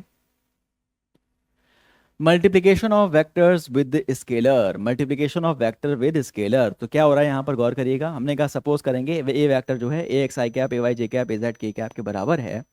ए वेक्टर किसके बराबर है? हमने कहा इन सब के बराबर है। तो अगर मैं लैम्डा के साथ इसकी मल्टीप्लाई कर देता हूँ, एक नंबर से मल्टीप्लाई कर देता हूँ किसी वेक्टर में, तो नंबर चुपचाप आदर्श बच्चे की तरह अंदर तक मल्टीप्लाई होता चला जाता है। जैसे कि लैम्डा टाइम्स ए वेक्टर क्या हो गया? तो लैम्डा पहले वाले कोफिशिएंट में मल्टीप्लाई हो जाएगा, दूसरे वाले मल्टीप्लाई हो जाएगा, तीसरे वाले मल्टीप्लाई हो जाएगा, ठीक है। लैम्डा क्या है? स्केलर नंबर है, पूरे अंदर तक एक्सपैंड कर जाता है, हर एक के साथ डिस्ट्रीब्यूट हो जाता है, ठीक है। आगे बढ़ेंगे। Dot product. तो भैया देखिए, दो वेक्टर्स का डॉट प्रोडक्ट का मतलब क्या है? जब दो वेक्टर्स मल्टीप्लाई करने पर एक स्केलर नंबर देते हैं तो इस प्रोडक्ट को डॉट प्रोडक्ट कहते हैं, ठीक है। Dot product is a scalar quantity, gives you a scalar quantity and angle between these two vector is cos theta is this। तो उसको क्या मतलब है जरा बताता हूँ आपको। अगर a वेक्टर और b वेक्टर का डॉट प्रोडक्ट मैंने लिया है तो इसका मतलब होता है magnitude of a into magnitude of b into cos of angle between these two vectors. Magnitude of a into magnitude of b into cos of angle between these two vectors. तो cos of angle between them क्या हो जाएगा? Cos theta क्या हो जाएगा? a dot b upon magnitude of a into magnitude of B. Clear है? हमने कहा सर ये बात समझ में आ रही है, ये कॉस थीटा ये होने वाला है, मैग्नीट्यूड यहाँ पर कॉस थीटा की वैल्यू ये होने वाली। आगे बढ़ेंगे। Properties of dot product. जो डॉट प्रोडक्ट की कुछ प्रॉपर्टीज हैं उनके बारे में बात कर लेते हैं। पहली प्रॉपर्टी क्या है? A dot B is this, B dot A is also this, ठीक है। तो अगर आप इसे ओपन करेंगे तो ए बी कॉस थीटा और ए बी कॉस थीटा यानी सब कुछ सेम आ रहा है, यानी कि डॉट प्रोडक्ट में कोई फर्क नहीं पड़ता आप ए डॉट बी लें या बी डॉट ए लें, क्योंकि रिजल्ट तो एक स्केलर मिलने वाला है ना। तो उस स्केलर पे कोई फर्क नहीं पड़ेगा अगर आप पहले को दूसरे से इस तरीके से मल्टीप्लाई करें या दूसरे को पहले से मल्टीप्लाई कर दें। यानी क्या है? आप इसे आगे पीछे इस तरीके से बदल सकते हो, पहले इसको आगे पीछे बदल सकते हो। इस प्रॉपर्टी क्या बोलते हैं? To be commutative. तो डॉट प्रोडक्ट कैसी चीज है? हमने कहा डॉट प्रोडक्ट एक कॉम्यूटेटिव एल्जेब्रिक ऑपरेशन है। Dot product is a commutative algebraic operation. Clear है? डॉट प्रोडक्ट को हम ऐसे पलट सकते हैं, ठीक है। डॉट प्रोडक्ट इज डिस्ट्रीब्यूटिव, मतलब कि ए डॉट बी प्लस सी है तो ए अंदर चला जाएगा और इसके साथ भी चला जाएगा, तो A dot B plus A dot B. तो ये बात हमने आगे कर ली है, A dot B plus A dot C. आगे बढ़ेंगे, ठीक है। For two non zeros vector A and vector B they are perpendicular if only their dot product is zero. क्या मतलब है इसका? दो वेक्टर्स अगर परपेंडिकुलर हैं, ठीक है, तो आपको पता है ए और बी का डॉट प्रोडक्ट क्या होगा? मैंने कहा ए बी कॉस थीटा, सही है। अगर ये परपेंडिकुलर हैं मतलब कॉस थीटा क्या हो गया? कॉस 90 होगा जीरो, यानी ए डॉट बी क्या हो जाएगा? जीरो। दो वेक्टर्स अगर परपेंडिकुलर हैं तो उनका डॉट प्रोडक्ट क्या हो जाएगा? जीरो हो जाएगा। दो वेक्टर का परपेंडिकुलर का डॉट प्रोडक्ट क्या हो जाएगा? जीरो हो जाएगा। बात समझ में आ रही है? अगर हम लैम्डा से मल्टीप्लाई करें तो लैम्डा ए वेक्टर डॉट बी वेक्टर क्या हो जाएगा, लैम्डा बाहर रह जाएगा, ए डॉट बी इस तरीके से हो जाएगा। या लैम्डा को आगे पीछे कर कैसे भी मल्टीप्लाई कर सकते हो, एक नंबर को कैसे भी मल्टीप्लाई कर सकते हो। Dot product of a vector with it self, right. किसी वेक्टर का अपने ही साथ डॉट प्रोडक्ट क्या होगा। हमने कहा वेक्टर ए का अपने ही साथ डॉट प्रोडक्ट क्या होगा, what is a dot A, तो हमने बोला ए कॉस थीटा। वेक्टर अपने ही साथ है मतलब दोनों के बीच का एंगल क्या हो गया, जीरो हो गया, है ना। cos 0 is 1, तो a dot A, this is a, this is a, तो this is a square, right, this is a square, right. बात समझ में आ रही है। सिमिलरली अगर मैं कहूँ आई कैप डॉट आई कैप, इसका मैग्नीट्यूड 1, इसका मैग्नीट्यूड 1, तो 1 into cos 0 which is also 1, तो answer is 1। Similarly j dot j is 1, k dot k is also 1, ठीक है। अगर दो वेक्टर्स परपेंडिकुलर हैं तो उनका रिजल्ट 0 है, तो i dot j 0, I dot के 0, क्योंकि दो यूनिट वेक्टर तो आपस में परपेंडिकुलर, ऑर्थोगोनल यूनिट वेक्टर कहते हैं इनको, है ना, तो क्योंकि ये परपेंडिकुलर है आपस में। तो यहाँ पर लिखा भी हुआ है इसको, यहाँ पर इसको लिखा हुआ है कि आई डॉट आई सेम के साथ 1 है, आई डॉट जे डॉट के डॉट आई 0 है। आगे बढ़ेंगे। when vectors are given in component form and we have to carry out their product। अब देखो कई बार बच्चों वेक्टर दिया होगा कंपोनेंट फॉर्म में, मतलब ए वेक्टर को ए एक्स आई ए वाई जे, बी वेक्टर को बी एक्स आई बी वाई जे लिखा हुआ है और आपको ए डॉट बी लेना है, ठीक है। ए वेक्टर भी कंपोनेंट फॉर्म में है, बी वेक्टर भी कंपोनेंट फॉर्म में है, और आपको क्या करना है, इनका डॉट प्रोडक्ट लेना है। तो कैसे करोगे, हमने कहा ए एक्स आई कैप, ये पहला वेक्टर लिखा हुआ है, राइट, ये दूसरा वेक्टर लिखा हुआ है। क्या करेंगे, हमने कहा हाईलाइटर पहले उठाएंगे ताकि आराम से दिखाई दे, ये लिखा हाईलाइटर। तो अब जरा देखिए, हमें पता है कि इस पहले वाले, ओहो ब्लैक हाइलाइटर हो गया, ब्लैक हाइलाइटर बिल्कुल काम का नहीं है। ओके, तो हमें पता है कि अगर आई का आई के साथ मल्टीप्लाई होगा तो 1 आएगा, आई का जे के साथ मल्टीप्लाई होगा तो क्या आ जाएगा, 0 आ जाएगा। दो परपेंडिकुलर वेक्टर्स का डॉट प्रोडक्ट क्या हो जाता है, 0 हो जाता है। दो परपेंडिकुलर वेक्टर का डॉट प्रोडक्ट क्या हो जाता है, 0 हो जाता है। तो हमने कहा जब हम मल्टीप्लाई करते हैं तो पहला इसके साथ करेंगे फिर हम इसके साथ करेंगे। तो पहला जब हम आई को आई के साथ करेंगे तो 1 आएगा, और आई को जब जे के साथ करेंगे तो 0 आ जाएगा। हमने कहा बात समझ में आ रही है। अब देखो इसको इसके साथ करोगे और इसको इसके साथ करोगे, तो जब जे का आई के साथ करोगे 0 आ जाएगा, और जे को जब जे के साथ करोगे तो 1 आ जाएगा। बात समझ में आ रही है। मैंने कहा इस यहाँ से तो एक बहुत बढ़िया बात मुझे समझ में आई, यहाँ से मुझे बहुत बढ़िया बात समझ में आई कि ए एक्स बी एक्स बच जाएगा और ए वाई बी वाई बच जाएगा, ठीक है। बाकी क्या हो जाएगा, 1 और 1 हो जाएगा। देखो आई डॉट आई क्या हो जाएगा, 1 हो जाएगा, आई जे क्या हो जाएगा, 0 हो जाएगा, जे जे क्या हो जाएगा, 1 हो जाएगा अगेन, ठीक।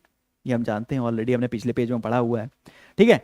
तो आप क्या कह सकते हो, ए डॉट बी क्या हो गया, हमने कहा एक्स कोफिशिएंट को मल्टीप्लाई कर लो, यानी आई आई वाले को एक साथ मल्टीप्लाई कर लो, जे जे वाले को एक साथ मल्टीप्लाई कर लो, के वाले को एक साथ मल्टीप्लाई कर लो, तो ए डॉट बी बड़े आराम से निकल जाएगा। तो ए डॉट बी क्या हो जाएगा, ए एक्स बी एक्स प्लस ए वाई बी वाई, ए एक्स बी एक्स प्लस ए वाई बी वाई। क्लियर है बात। हमने कहा हाँ सर। तो ए वेक्टर अगर ऐसे दिया है, बी वेक्टर ऐसे दिया है, तो ए डॉट बी क्या हो जाएगा, ए एक्स बी एक्स प्लस ए वाई बी वाई प्लस ए जेड बी जेड। आगे बढ़ते चले जाएंगे।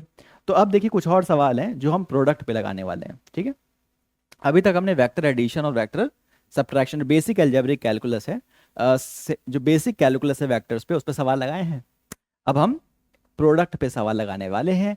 फटाफट चलिए इनको देख लेते हैं बिना किसी दिक्कत के, ठीक है। पहला सवाल, the vector p is ai plus aj plus 3k, okay. Vector q is ai minus 2j minus k। दो वेक्टर दिए हुए हैं, they are perpendicular to each other, and what will be the value of a, what is the positive value of a। हो सकता है square में आए, और स्क्वायर में अगर आ रहा है एक्सप्रेशन तो अंडर रूट लेने पर प्लस माइनस आता है, हमें केवल पॉजिटिव वाली वैल्यू बतानी है, कुछ भी हो सकता है। तो वेक्टर p और q क्या बता रहा है हमको, कि परपेंडिकुलर है। वेक्टर p और q क्या बता रहा है हमको, कि परपेंडिकुलर है। और अगर दो वेक्टर परपेंडिकुलर हैं तो कॉमन सेंस से आप ये बात जानते हो कि p डॉट q क्या होना चाहिए, 0 होना चाहिए।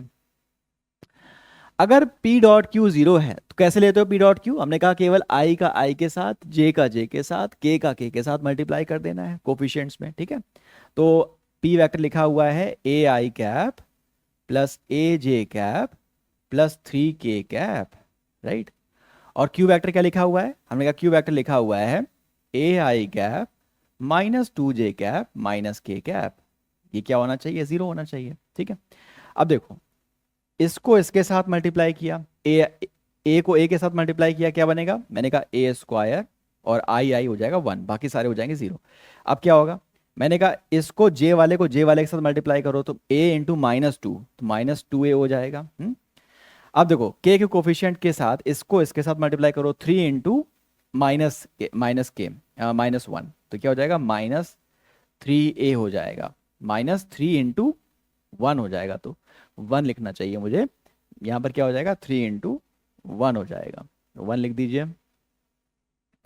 Right, that is equals to 0, that is equals to what, 0। क्या बात समझ में आ रही है, तो हमने कहा इसका इसके साथ ए स्क्वायर, इसका इसके साथ -2a, 3 का इसके साथ -3, के हो जाएगा 1। राइट, तो आशा करता हूँ बात समझ में आ रही होगी। तो ए स्क्वायर -2a -3 इक्वल्स टू 0, इस बेसिक इक्वेशन को आप सॉल्व करोगे तो ए की 2 वैल्यू आएंगी। ठीक है, इस बेसिक इक्वेशन को आप सॉल्व करेंगे तो ए की 2 वैल्यू आएंगी। आपको कौन सी वैल्यू लेनी है, पॉजिटिव वैल्यू लेनी है।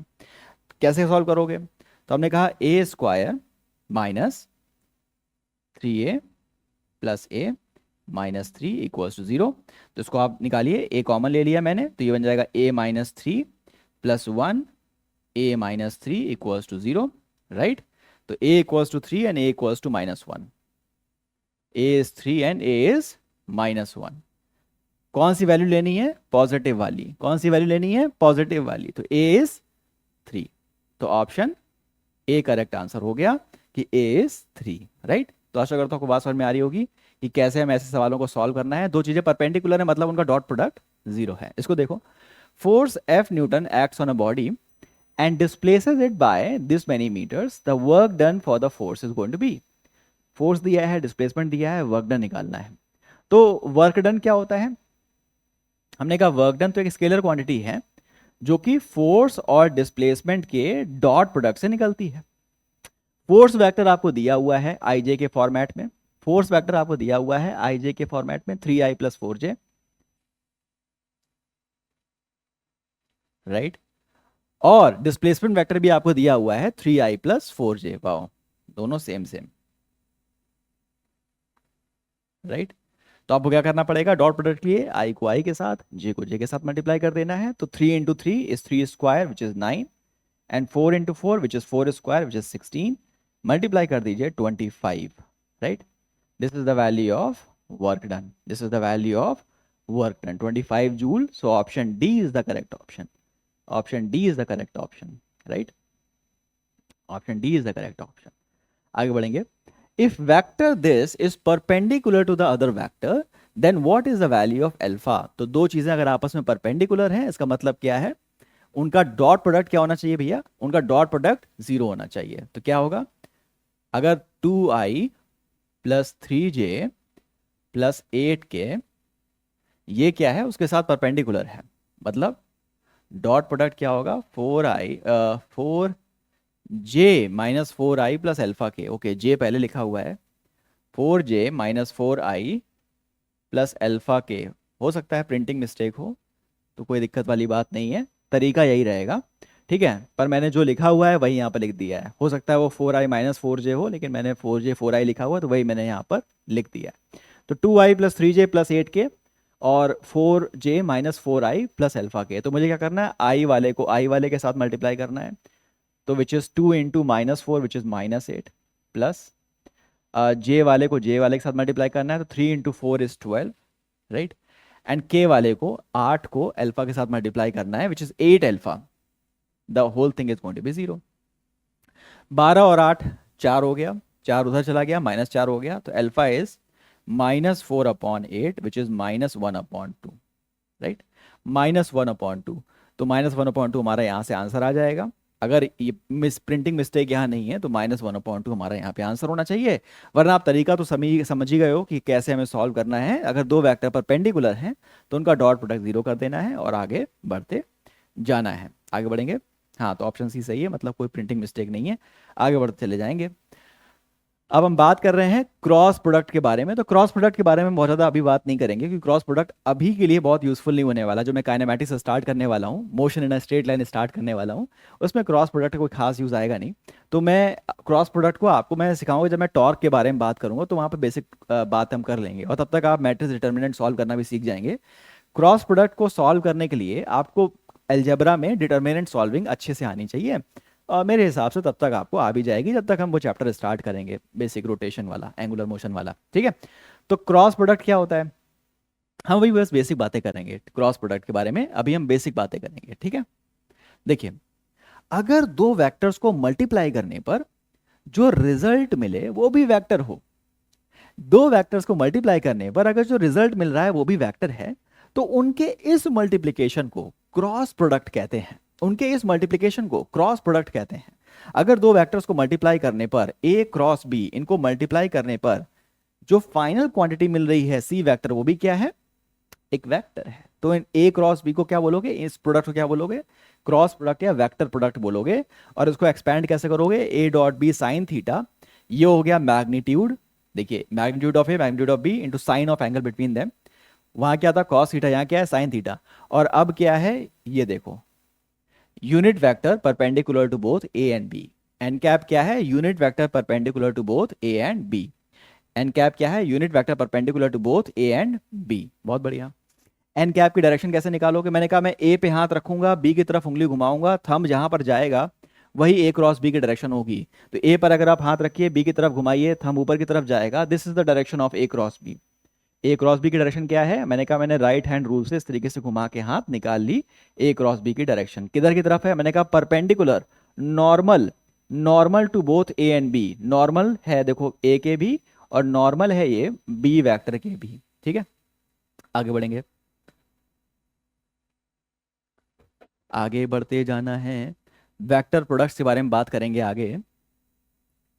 तो ए बी और इस तरीके से आगे बढ़ते जाना है। प्रॉपर्टीज ऑफ वेक्टर प्रोडक्ट ये सीख लीजिए, ये थोड़ा सा समझने वाली बात है। प्रॉपर्टीज ऑफ वेक्टर प्रोडक्ट क्या है, ए क्रॉस बी की एक डायरेक्शन है, आपने हाथ घुमा के निकाला ऊपर की तरफ। अगर बी क्रॉस ए करते तो डायरेक्शन उल्टी आती, यानी ए क्रॉस बी जो वेक्टर क्वांटिटी देगा उसकी उल्टी क्वांटिटी मिलेगी बी क्रॉस ए से। तो A cross B is minus times of B cross A. तो वेक्टर प्रोडक्ट कॉम्यूटेटिव नहीं है, वेक्टर प्रोडक्ट कॉम्यूटेटिव नहीं है। डॉट प्रोडक्ट में आप A dot B is B dot A कर लेते थे, vector product is not commutative. आगे बढ़ेंगे, vector product is distributive over addition. मतलब अगर आप चीजों को आपस में ऐड कर रहे हो, vector product is distributive over addition. अगर आप इस तरीके से एडिशन कर रहे हो, for example A cross B plus C, तो एडिशन यहां पर चल रहा है, और एडिशन के साथ वेक्टर प्रोडक्ट लिया हुआ है आपने। एडिशन के साथ क्या किया हुआ है, वेक्टर प्रोडक्ट आपने लिया हुआ है ये। तो क्या होगा, this vector product is distributive, यहां डिस्ट्रीब्यूट हो जाएगा अंदर की तरफ, तो A cross B plus A cross सी हो जाएगा। बात समझ में आ रही है। तीसरी बात है, vector product of two parallel और anti parallel vector is a null vector. Vector product of two parallel और anti parallel vector is a null vector. Vector product of two parallel और anti parallel vector is a null vector, यानी कि A cross B क्या हो जाएगा, A B sine theta और sine 180 N cap. तो अगर ए क्रॉस बी साइन, अगर दोनों पैरेलल वेक्टर हैं तो साइन 0 होगा। अगर एंटी पैरेलल वेक्टर है और आप क्रॉस प्रोडक्ट ले रहे हो तो ये 180 हो जाएगा, और साइन 0 या साइन 180 दोनों ही केसेस में 0 होता है। तो नल वेक्टर निकल करके आंसर आएगा, इसीलिए मैंने नल वेक्टर को वहां डिफाइन किया था। राइट, हम ये नहीं बोलते कि ए क्रॉस बी 0 होता है, हम बोलते हैं A cross B is null vector. ठीक है, ए क्रॉस बी हम ये नहीं कहते 0 होता है, हम कहते हैं ए क्रॉस बी क्या होता है, नल वेक्टर होता है। आगे बढ़ेंगे, properties of vector product. Vector product of vectors with itself is a null vector, यानी कि कोई वेक्टर अगर आपने, जैसे डॉट प्रोडक्ट आपने लिया था, डॉट प्रोडक्ट लिया था, ए डॉट ए क्या आ रहा था, ए कॉस 0, कॉस 0 वाज 1, तो it is a square. Right, लेकिन अगर किसी वेक्टर का अपने साथ आप क्रॉस प्रोडक्ट लेते हो, थीटा 0 हो जाएगा। जब थीटा 0 है तो नल वेक्टर आंसर आएगा। तो आई क्रॉस आई, जे क्रॉस जे, के क्रॉस के, खुद के साथ क्रॉस प्रोडक्ट नल वेक्टर, खुद के साथ क्रॉस प्रोडक्ट नल वेक्टर। ठीक है, खुद के साथ cross product null vector. The magnitude of the vector product of two mutually perpendicular vector is equal to the product of their magnitude. मतलब क्या मतलब हुआ इसका, हमने कहा कि अगर हम परपेंडिकुलर वेक्टर्स के बारे में बात करें तो क्या होगा, A B sine 90, sine 90 is 1, तो बस ए इंटू बी के बराबर हो जाएगा, यानी कि मल्टीप्लीकेशन ऑफ देयर मैग्नीट्यूड के बराबर हो जाएगा। इसमें खास बात तो कुछ है नहीं, आगे बढ़ेंगे। ठीक है, अब अगर दो वेक्टर्स के बीच का हमें एंगल निकालना हो, जब हमें क्रॉस प्रोडक्ट के बारे में पता हो, तो ए क्रॉस बी पता है, तो sine theta is A cross B upon magnitude of A B, तो ये तो हमें पता है बचपन से। ठीक है, यूनिट वेक्टर कैसे निकालोगे, यूनिट वेक्टर कैसे निकालोगे, जो नॉर्मल वेक्टर है ना, जो नॉर्मल वेक्टर यहाँ पर होता है उसको कैसे निकालोगे, मैंने कहा सारी चीज़ों को नीचे ले जाऊंगा, तो A cross B upon magnitude of A cross B is null direction of this thing. इसको आप ऐसे भी देख सकते हो, इसको आप ऐसे देखो, ज़्यादा अच्छा लगेगा आपको। कैसे निकालोगे एन कैप, किसी क्रॉस प्रोडक्ट की डायरेक्शन कैसे निकालोगे, जरा गौर करिएगा। मैंने कहा अगर किसी वेक्टर की डायरेक्शन में मुझे नल वेक्टर निकालना होता है, किसी वेक्टर के डायरेक्शन में मुझे यूनिट वेक्टर निकालना होता है, तो मैं क्या करता हूँ, उस वेक्टर को उसी के मैग्नीट्यूड से डिवाइड कर देता हूँ। तो ए वेक्टर को जब मैं इसके मैग्नीट्यूड से डिवाइड कर दूंगा तो क्या आ जाएगा, ए कैप आ जाएगा, इसके डायरेक्शन में यूनिट वेक्टर आ जाएगा। सिमिलरली अगर मुझे ए क्रॉस बी की डायरेक्शन में, ए क्रॉस बी क्या बता रहा है, एक वेक्टर बता रहा है, एक वेक्टर बता रहा है, इसके डायरेक्शन में मुझे क्या निकालना है, यूनिट वेक्टर, तो मैं इसके मैग्नीट्यूड से डिवाइड कर दूंगा, तो मुझे क्या मिल जाएगा, इसके डायरेक्शन में ए क्रॉस बी के डायरेक्शन में, ए क्रॉस बी की डायरेक्शन क्या होगी, normal vector, normal unit vector बराबर होगी, तो एन कैप मिल जाएगा, ए क्रॉस बी की डायरेक्शन में यूनिट वेक्टर मिल जाएगा। बात समझ में आ रही है, तो इस तरीके से यहाँ पर ये किया गया, A cross B upon magnitude of A cross B. तो आगे बढ़ते हैं। अब ये बहुत यूजफुल चीज़ है, बहुत यूजफुल चीज़, गौर करिएगा।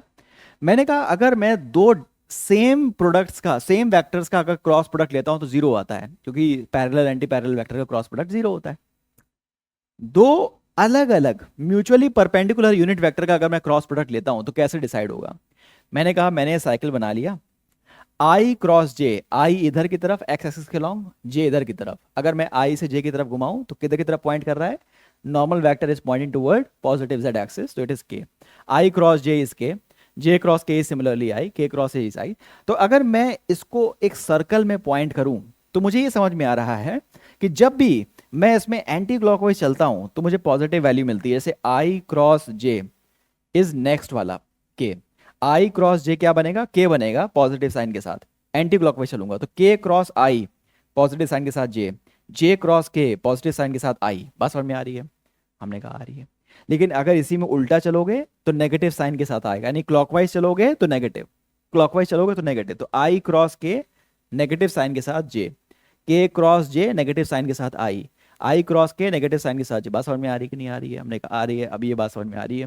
तो जब आप डिटर्मिनेंट सॉल्विंग सीख जाएंगे तब आपको ए क्रॉस बी निकालना बड़े आराम से आ जाएगा।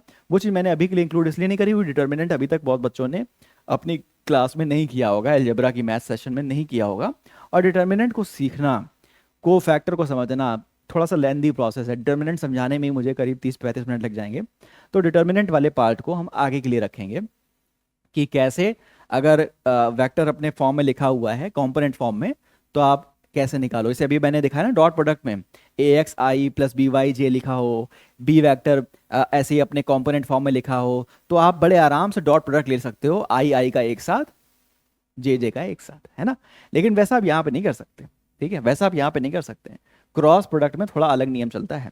तो हमने कहा ये बातें हमें समझ में आ गई हैं, ये बातें हमें समझ में आ गई हैं। और पहला जो पार्ट था हमारा, जो पहला पार्ट था जिसमें हमें क्या समझना था, वेक्टर्स की कैलकुलस को समझ, वेक्टर्स की अलजेब्रा को समझना था, वेक्टर्स के बारे में समझना था, वो हमारा पूरा हो गया है। अब हम सेकंड पार्ट पे आ गए हैं जिसमें हम कैलकुलस के बारे में समझेंगे। तो बेसिक मैथमेटिक्स के अंदर हम कैलकुलस के बारे में बात करेंगे, बेसिक कैलकुलस के बारे में बात करेंगे, जो फिजिक्स के अंदर पहले ही चैप्टर से लगने लग जाती है। ठीक है, काफ़ी बच्चे इस कैलकुलस से थोड़ा सा भयभीत रहते हैं, तो उनको ये चीज़ें समझ में थोड़ी देर से आती हैं, दिक्कत आती है उनको समझने में, वो काइनेमैटिक्स में ही इतनी डिफिकल्टी फेस करने लग जाते हैं कि वो बाकी चीज़ों को ही प्रॉपरली समझ नहीं पाते हैं। बात समझ में आ रही है। तो बेसिक डिफरेंशियल कैलकुलस के बारे में बात करते हैं पहले, बेसिक डिफरेंशियल कैलकुलस के बारे में बात करते हैं पहले।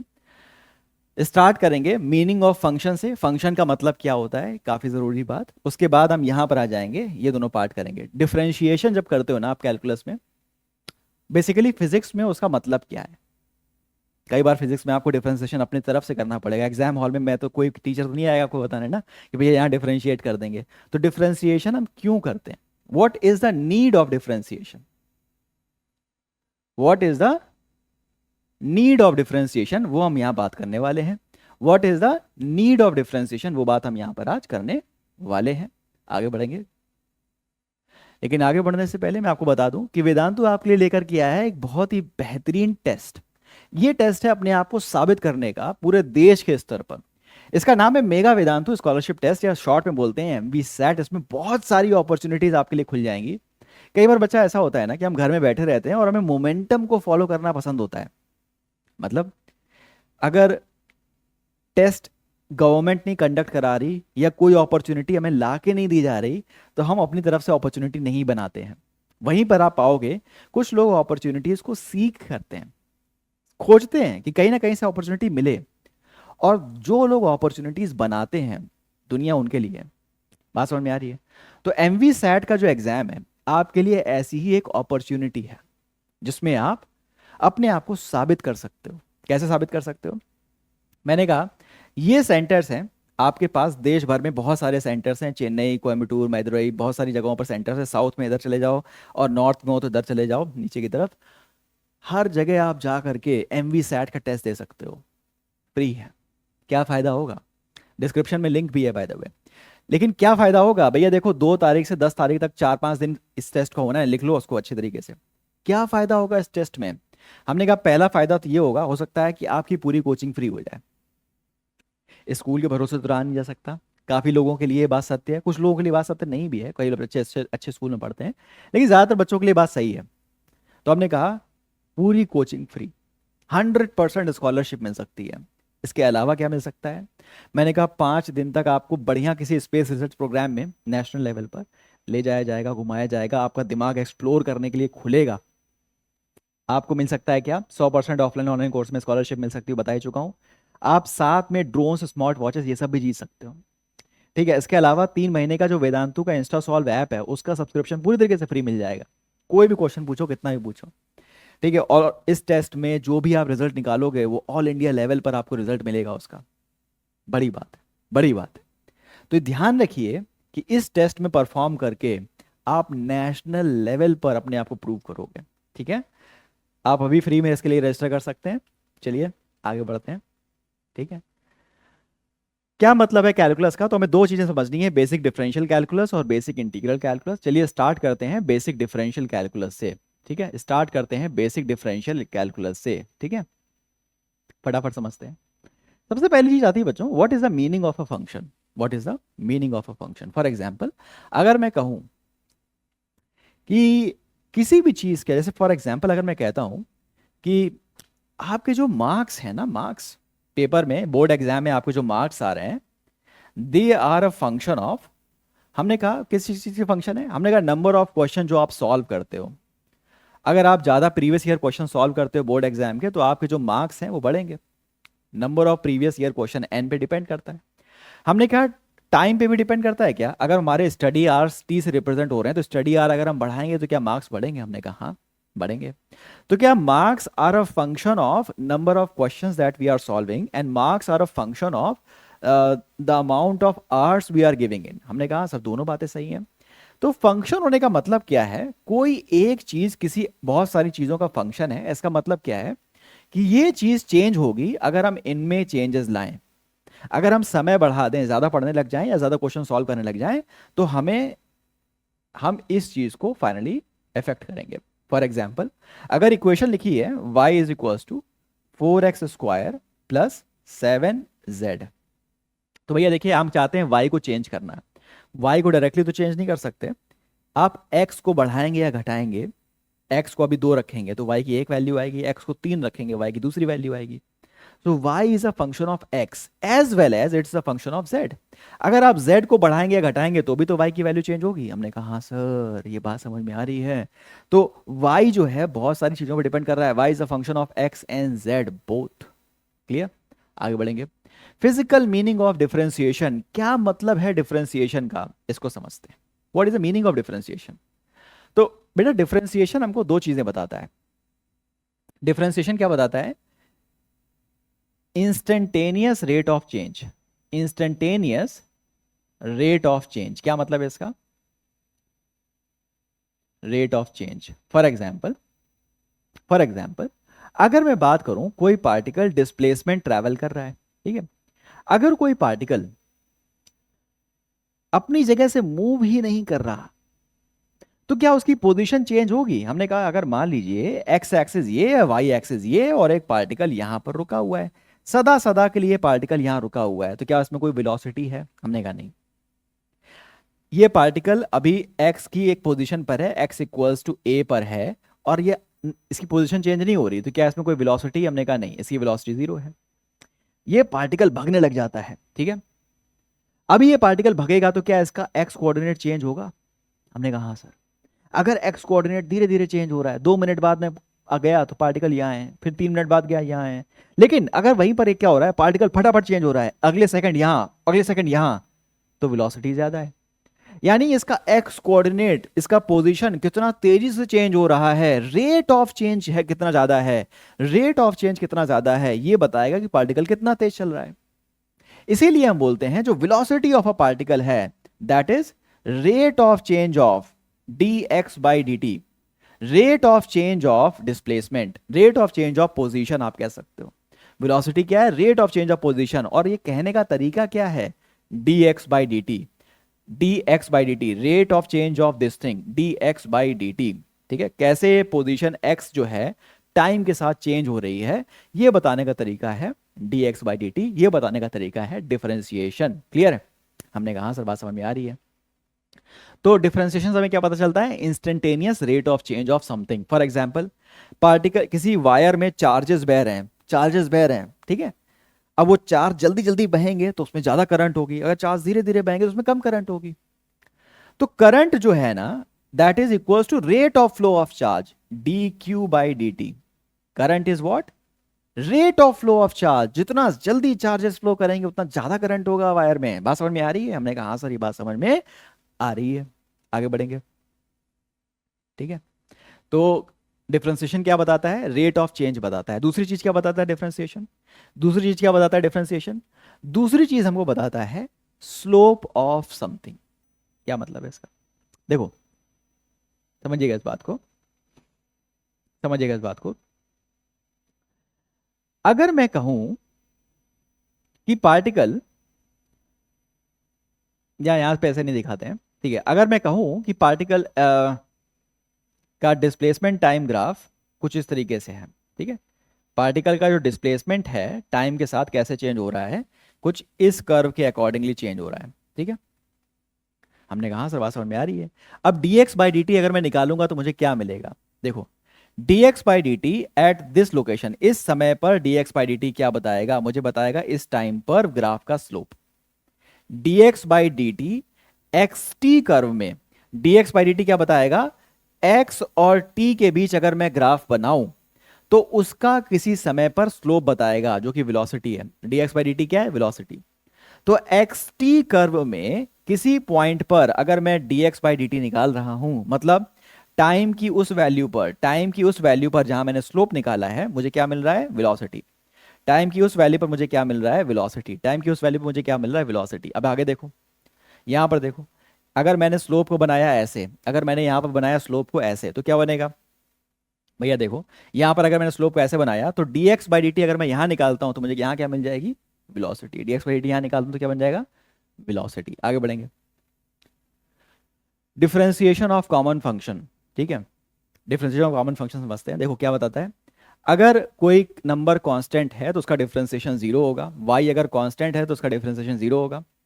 अगर y is x to the power n है तो dy बाई डी हो जाएगा n x to the power n minus one. dy by D कितना हो जाएगा? n x to the power n minus one, ठीक है। सिमिलरली अगर sin x का डिफरेंशिएशन cos x हो जाएगा, ठीक है, cos x का डिफरेंशिएशन माइनस sin x हो जाएगा। तो ये फॉर्मूलाज हैं डायरेक्टली, ठीक। tan x का sec square x, e to the power x का differentiation e to the power x, ln x का 1 अपॉन x। तो ये चीजें बेसिक डिफरेंशिएशन के फॉर्मूलाज हैं, ये आपको एज इट इज दिमाग में चिपका के रखने हैं, ये बहुत काम आएंगे, ठीक है। प्रोडक्ट रूल के बारे में समझेंगे, प्रोडक्ट रूल के बारे में समझेंगे। देखो, कई बार ऐसा होता है कि आप दो फंक्शंस है ना, fx और gx, इन दोनों का प्रोडक्ट चल रहा है, मल्टीप्लाई, और आप क्या कर रहे हो? पूरे प्रोडक्ट को डिफरेंशिएट कर रहे हो। जैसे मान लीजिए e to the power x into, जैसे आप X to the power 5 E to the power X. तो एक फंक्शन तो ये बन रहा है एफ एक्स, और दूसरा फंक्शन ये बन रहा है जी एक्स। इसको आप डिफरेंशिएट करना चाहते हो। अगर केवल ई टू द पावर एक्स को डिफरेंशिएट करते तो 1/e⁴x का डिफरेंशिएशन e⁴x हो जाता। केवल x टू द पावर 5 को डिफरेंशिएट करते तो 5x टू द पावर 5 - 1 यानी 5x टू द पावर 4 हो जाता। तो इनको अलग अलग तो आप डिफरेंशिएट कर सकते हो, लेकिन इनके प्रोडक्ट को डिफरेंशिएट कैसे करोगे? तो मैंने बोला अगर इनके प्रोडक्ट को डिफरेंशिएट करना है तो तरीका क्या है? हमने कहा बारी बारी से डिफरेंशिएट करेंगे। पहले को डिफरेंशिएट कर दो, यानी कि देखो एफ एक्स का डिफरेंशिएशन लिखने का तरीका एक बाय द वे मैं यहाँ यूज करूंगा, तो पहले बता देता हूँ। एफ एक्स को डिफरेंशिएट कर रहा हूं तो इसका मतलब D D X of F X लिख सकता हूं। इसका मतलब एफ एक्स का differentiation rate of change of F X with respect to X. इसको मैं ऐसे भी लिख सकता हूं एफ डैश एक्स, सेम चीज है। एफ डैश एक्स का मतलब क्या है? Rate of change of F X with respect to X, D F X by D X, same मतलब है। ठीक है, तो F X D D X of this whole thing, D D X of this product क्या हो गया? पहले का डिफरेंशिएशन एफ डैश एक्स, दूसरा सेम, प्लस पहला सेम, दूसरे का डिफरेंशिएशन। तो यानी बारी बारी से आप डिफरेंशिएट करके लिख सकते हो। और प्रोडक्ट को डिफरेंशिएट करने का जो रूल है उसको हम प्रोडक्ट रूल कह देते हैं। ठीक है, प्रोडक्ट को डिफरेंशिएट करने का जो रूल है उसको हम क्या कह देते हैं? प्रोडक्ट रूल कह देते हैं। आगे बढ़ेंगे जीवन में, बेसिक इंटीग्रल कैलकुलस के बारे में बात करेंगे। बेसिक डिफरेंशियल कैलकुलस हो गई, बेसिक इंटीग्रल कैलकुलस के बारे में हम क्या करने वाले हैं? बात करने वाले हैं। बेसिक इंटीग्रल कैलकुलस के बारे में हम क्या करने वाले हैं?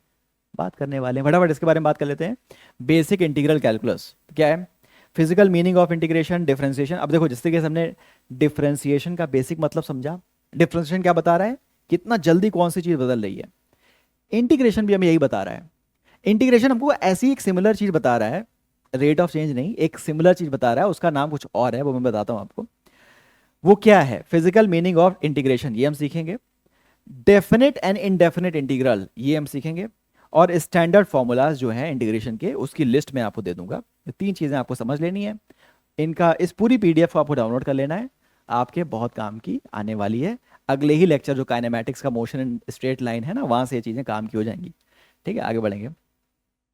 तो फिजिकल मीनिंग ऑफ इंटीग्रेशन क्या होता है? What do you mean by integration? Integration हमें क्या बताता है? तो हमने कहा भैया देखो, अगर हम बात करें एरिया अंडर द कर्व की, अगर दो चीजों के बीच x और y के बीच एक ग्राफ चल रहा है जो कि ऐसा स्ट्रेट लाइन है, ठीक है, और पॉइंट ए से पॉइंट बी के बीच मुझे एरिया अंडर द कर्व निकालना है, तो बड़े आराम से मैं कहूंगा ये हो गया लाइन, ये हो गया line, area under the curve ये हो गया, ये हो गया एरिया अंडर द कर्व। और मैं इस एरिया को जानता हूं, ये तो ट्रिपीजियम है। ट्रिपीजियम का मतलब क्या है? 1/2 summation of parallel side into distance between them, right. मुझे ट्रिपेजियम का एरिया आता है। अगर मुझे ट्रिपेजियम का एरिया नहीं भी याद होता तो मैं कहता ऊपर वाले ट्रायंगल का एरिया प्लस इस वाले रेक्टेंगल का एरिया। जैसे यहाँ के इसके नीचे क्या है? ये रेक्टेंगल है, राइट। तो ये रेक्टेंगल का एरिया और ऊपर वाले ट्रायंगल का एरिया मैं ऐड कर दूं तो मुझे ट्रिपेजियम का एरिया आ जाएगा। मैंने कहा बढ़िया बात। तो एरिया अंडर द कर्व निकालने का एक तरीका तो मेरे पास था। फिर देखो यहाँ पर क्या बात हो रही है, गौर करिएगा। फिर देखिए क्या बात हो रही है, गौर करिएगा। मैंने कहा हाँ सर बात समझ में आ रही, बहुत जोर से बात समझ में आ रही है, गौर करिए। देखिए अभी यहां पर मुझे एक नोन शेप मिल रहा था, अभी यहां पर मुझे ए से बी के बीच एक नोन शेप मिल रहा था, तो मैंने एरिया अंडर द कर्व निकाल लिया। लेकिन अगर ए से बी के बीच एक रैंडम शेप होता तो मैं एरिया अंडर द कर्व कैसे निकालता? मैं एरिया अंडर द कर्व कैसे निकालता? अब देखो एरिया अंडर द कर्व क्या होगा, यहां से यहां तक ये है एरिया अंडर द कर्व। ये कैसे निकालूंगा मैं? क्या मेरे पास इस एरिया का कोई फॉर्मूला है क्या? मैंने कहा नहीं। तो यहां पर एरिया अंडर द कर्व निकालने के लिए हमें इंटीग्रेशन की मदद लेनी पड़ेगी। तो इंटीग्रेशन हमें क्या चीज निकाल करके देता है? एरिया अंडर द कर्व निकाल के देता है। पर सवाल ये आता है कि हम एरिया अंडर द कर्व निकाल ही क्यों रहे हैं, वो भी फिजिक्स में? फिजिक्स में हम एरिया अंडर द कर्व क्यों निकाल रहे हैं? तो जवाब ये है कि फिजिक्स में एरिया अंडर द कर्व इसलिए निकाल रहे हैं कि कई बार ग्राफ्स में जब आप एरिया, ग्राफ में अगर आपको कोई कर्व दिया है ना, तो एरिया जो है, जो एरिया की वैल्यू है वो आपको दूसरी कोई क्वांटिटी, फिजिक्स की कोई क्वांटिटी बताती है। फॉर एग्जाम्पल अगर मैं बताऊं, अगर मैं बताऊं आपको, जब भी मैंने बताया आपको कि rate of change of displacement क्या है, dx/dt क्या है, ये वेलोसिटी है। अगर मैं dt को इधर ले जाऊं तो v dt क्या हो जाएगा, dx हो जाएगा। तो अगर मैं इंटीग्रेट कर दूं दोनों साइड को, अगर मैं इंटीग्रेट कर दूं दोनों साइड को तो क्या बन जाएगा, displacement is integration of V D T. Clear है, t1 से t2 तक का इंटीग्रेशन। अब देखो ये क्या बता रहा है, मतलब अगर मैं टाइम t1 से किसी भी टाइम, मान लो कि v और t के बीच कर्व बना हुआ है, v और t के बीच मान लीजिए कर्व दिया है वेलोसिटी वर्सेस टाइम कर्व, ठीक है। तो मैं टाइम की इस वैल्यू से टाइम की दूसरी वैल्यू तक जितना भी ग्राफ है, अगर उसका एरिया अंडर द कर्व ले लूं, ये पूरा एरिया निकाल लूं, तो ये बता रहा है इंटीग्रेशन वी डी टी क्या बता रहा है, v और t कर्व में t1 से t2 तक जो भी एरिया अंडर द कर्व है, ये एरिया वो क्या बता रहा है, ये एक्सप्रेशन बता रहा है। इंटीग्रेशन t1 से t2 v dt क्या बता रहा है, t1 से t2 तक इस ग्राफ का जितना भी एरिया अंडर द कर्व है ये बता रहा है। और ये क्या है, ये डिस्प्लेसमेंट है। ये क्या है, ये डिस्प्लेसमेंट। यानी कई बार फिजिक्स में जो एरिया अंडर द कर्व है वो दूसरी क्वांटिटी बताता है। कई बार फिजिक्स में एरिया अंडर द कर्व दूसरी क्वांटिटी को बताता है, तो वो एरिया निकालना हमारे लिए जरूरी हो जाता है। और ये एरिया कैसे पता चलेगा, इंटीग्रेशन से पता चलेगा, और इसलिए इंटीग्रेशन जरूरी हो जाता है। बात समझ में आ रही है। कई बार फिजिक्स में कुछ फिजिक्स की क्वांटिटीज ऐसी हैं जो एक टर्म से रिप्रेजेंट हो जाती हैं, जो कि एक एरिया अंडर द कर्व से रिप्रेजेंट होता है। वो एरिया अंडर द कर्व कई बार हम डायरेक्ट फॉर्मूला से नहीं निकाल पाते। अगर मान लीजिए ए से बी तक स्ट्रेट लाइन होती तो ये शेप हमारे लिए आसान होता, हम एरिया अंडर द कर्व निकाल लेते। लेकिन कई बार जो एरिया अंडर द कर्व है वो उतना आसान नहीं होता, तो उस सिचुएशन में हम क्या करते हैं, इंटीग्रेट करते हैं। इंटीग्रेशन t1 से t2 v dt क्या बताता है, हमने कहा t1 से t2 तक vt कर्व का जो एरिया अंडर द कर्व है वो बताता है। आगे बढ़ेंगे, यहां पर देखिए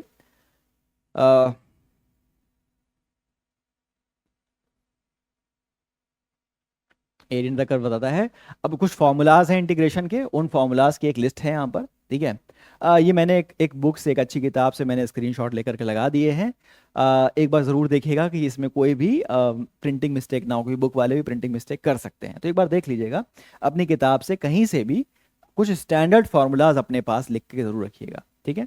अपनी किताब में कुछ स्टैंडर्ड फार्मूलाज लिख के ज़रूर रखिएगा। कुछ बेसिक फंक्शन को हम इंटीग्रेट करते हैं तो फाइनली क्या वैल्यू आती है, इसके बारे में आपको ज्ञान होना चाहिए। और काइनेमेटिक्स में ही इन चीज़ों का यूज़ होने लग जाएगा, ठीक है। तो आशा करता हूँ आपको बात समझ में आ रही होगी।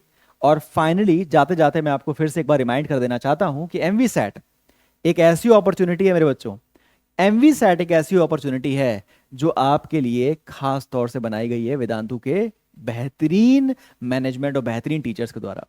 इस अपॉर्चुनिटी को हमें मिस नहीं करना है, और खास तौर से फ्री में जो अपॉर्चुनिटी मिलती है उसको बिल्कुल नहीं मिस करना है। ये मेगा वेदांतु स्कॉलरशिप टेस्ट, इसको आपको जरूर देना है। 8वीं से 12वीं के छात्र हैं अगर आप, तो दौड़ के जाइए, इस टेस्ट के लिए अपने आप को रजिस्टर करिए। और ये सारे शहर हैं जहाँ पर आप ये टेस्ट दे सकते हैं। 2 से लेकर 10 तारीख तक बहुत सारे दिन हैं जहाँ पर आप ये टेस्ट को दे सकते हैं। तो बढ़िया से शेड्यूल बनाइए कि इस दिन मैं अपने आप का समय निकाल रहा हूँ और इस टेस्ट को दे सकता हूँ। कैसे कैसे अपने आप को रजिस्टर करोगे, पहले टेस्ट के लिए एक फॉर्म है डिस्क्रिप्शन में, उस फॉर्म पर जाइए, फिल कर लीजिए और अपने आप को इस टेस्ट के लिए रजिस्टर कर लीजिए, ठीक है। तो इस टेस्ट के फायदे भी मैंने आपको ऑलरेडी बताए हुए हैं कि आपको इस टेस्ट के साथ साथ जो स्कॉलरशिप मिल रही है वो तो मिल ही रही है, उसके अलावा आप 5 डे का स्पेस रिसर्च जो आपका टूर है वो आप जीत सकते हो। साथ ही साथ बहुत सारे जो ड्रोन्स वगैरह, स्मार्ट वॉचेज हैं, डिजिटल डिवाइसेज हैं, वो जीत सकते हो, ठीक है। और इस टेस्ट में जो आपको रिजल्ट मिलेगा, जो ऑल इंडिया रैंक मिलेगी, वो तो बहुत यूज़फुल होने ही वाली है, ठीक है। तो आशा करता हूँ आपको बात समझ में आई होगी। और इस चैप्टर के अंदर, इस लेक्चर के अंदर जो हमने बेसिक मैथमेटिक्स के बहुत सारे पहलुओं को समझा है, इस सारे पहलू आपके लिए एक नहीं अनेक तरीके से आने वाले हर लेक्चर के लिए यूज़फुल होने वाले हैं। तो मैं आपसे इतना अनुरोध कर रहा हूँ कि इस लेक्चर को, जो पार्ट आपको नहीं समझ में आया है, कमेंट सेक्शन में पूछिए। जो चीज़ आपको नहीं समझ में आई है कमेंट सेक्शन में पूछिए, मैं डेफिनेटली उसका रिप्लाई करने के लिए एक वीडियो बनाऊंगा। सीखते रहिए, आगे बढ़ते रहिए, और आपकी सीखने की जर्नी में वेदांतु हमेशा आपके साथ है। चलिए मैं मिलूंगा आपको अगले सेशन, तो ख्याल रखिए अपना, टेक केयर, बाय बाय।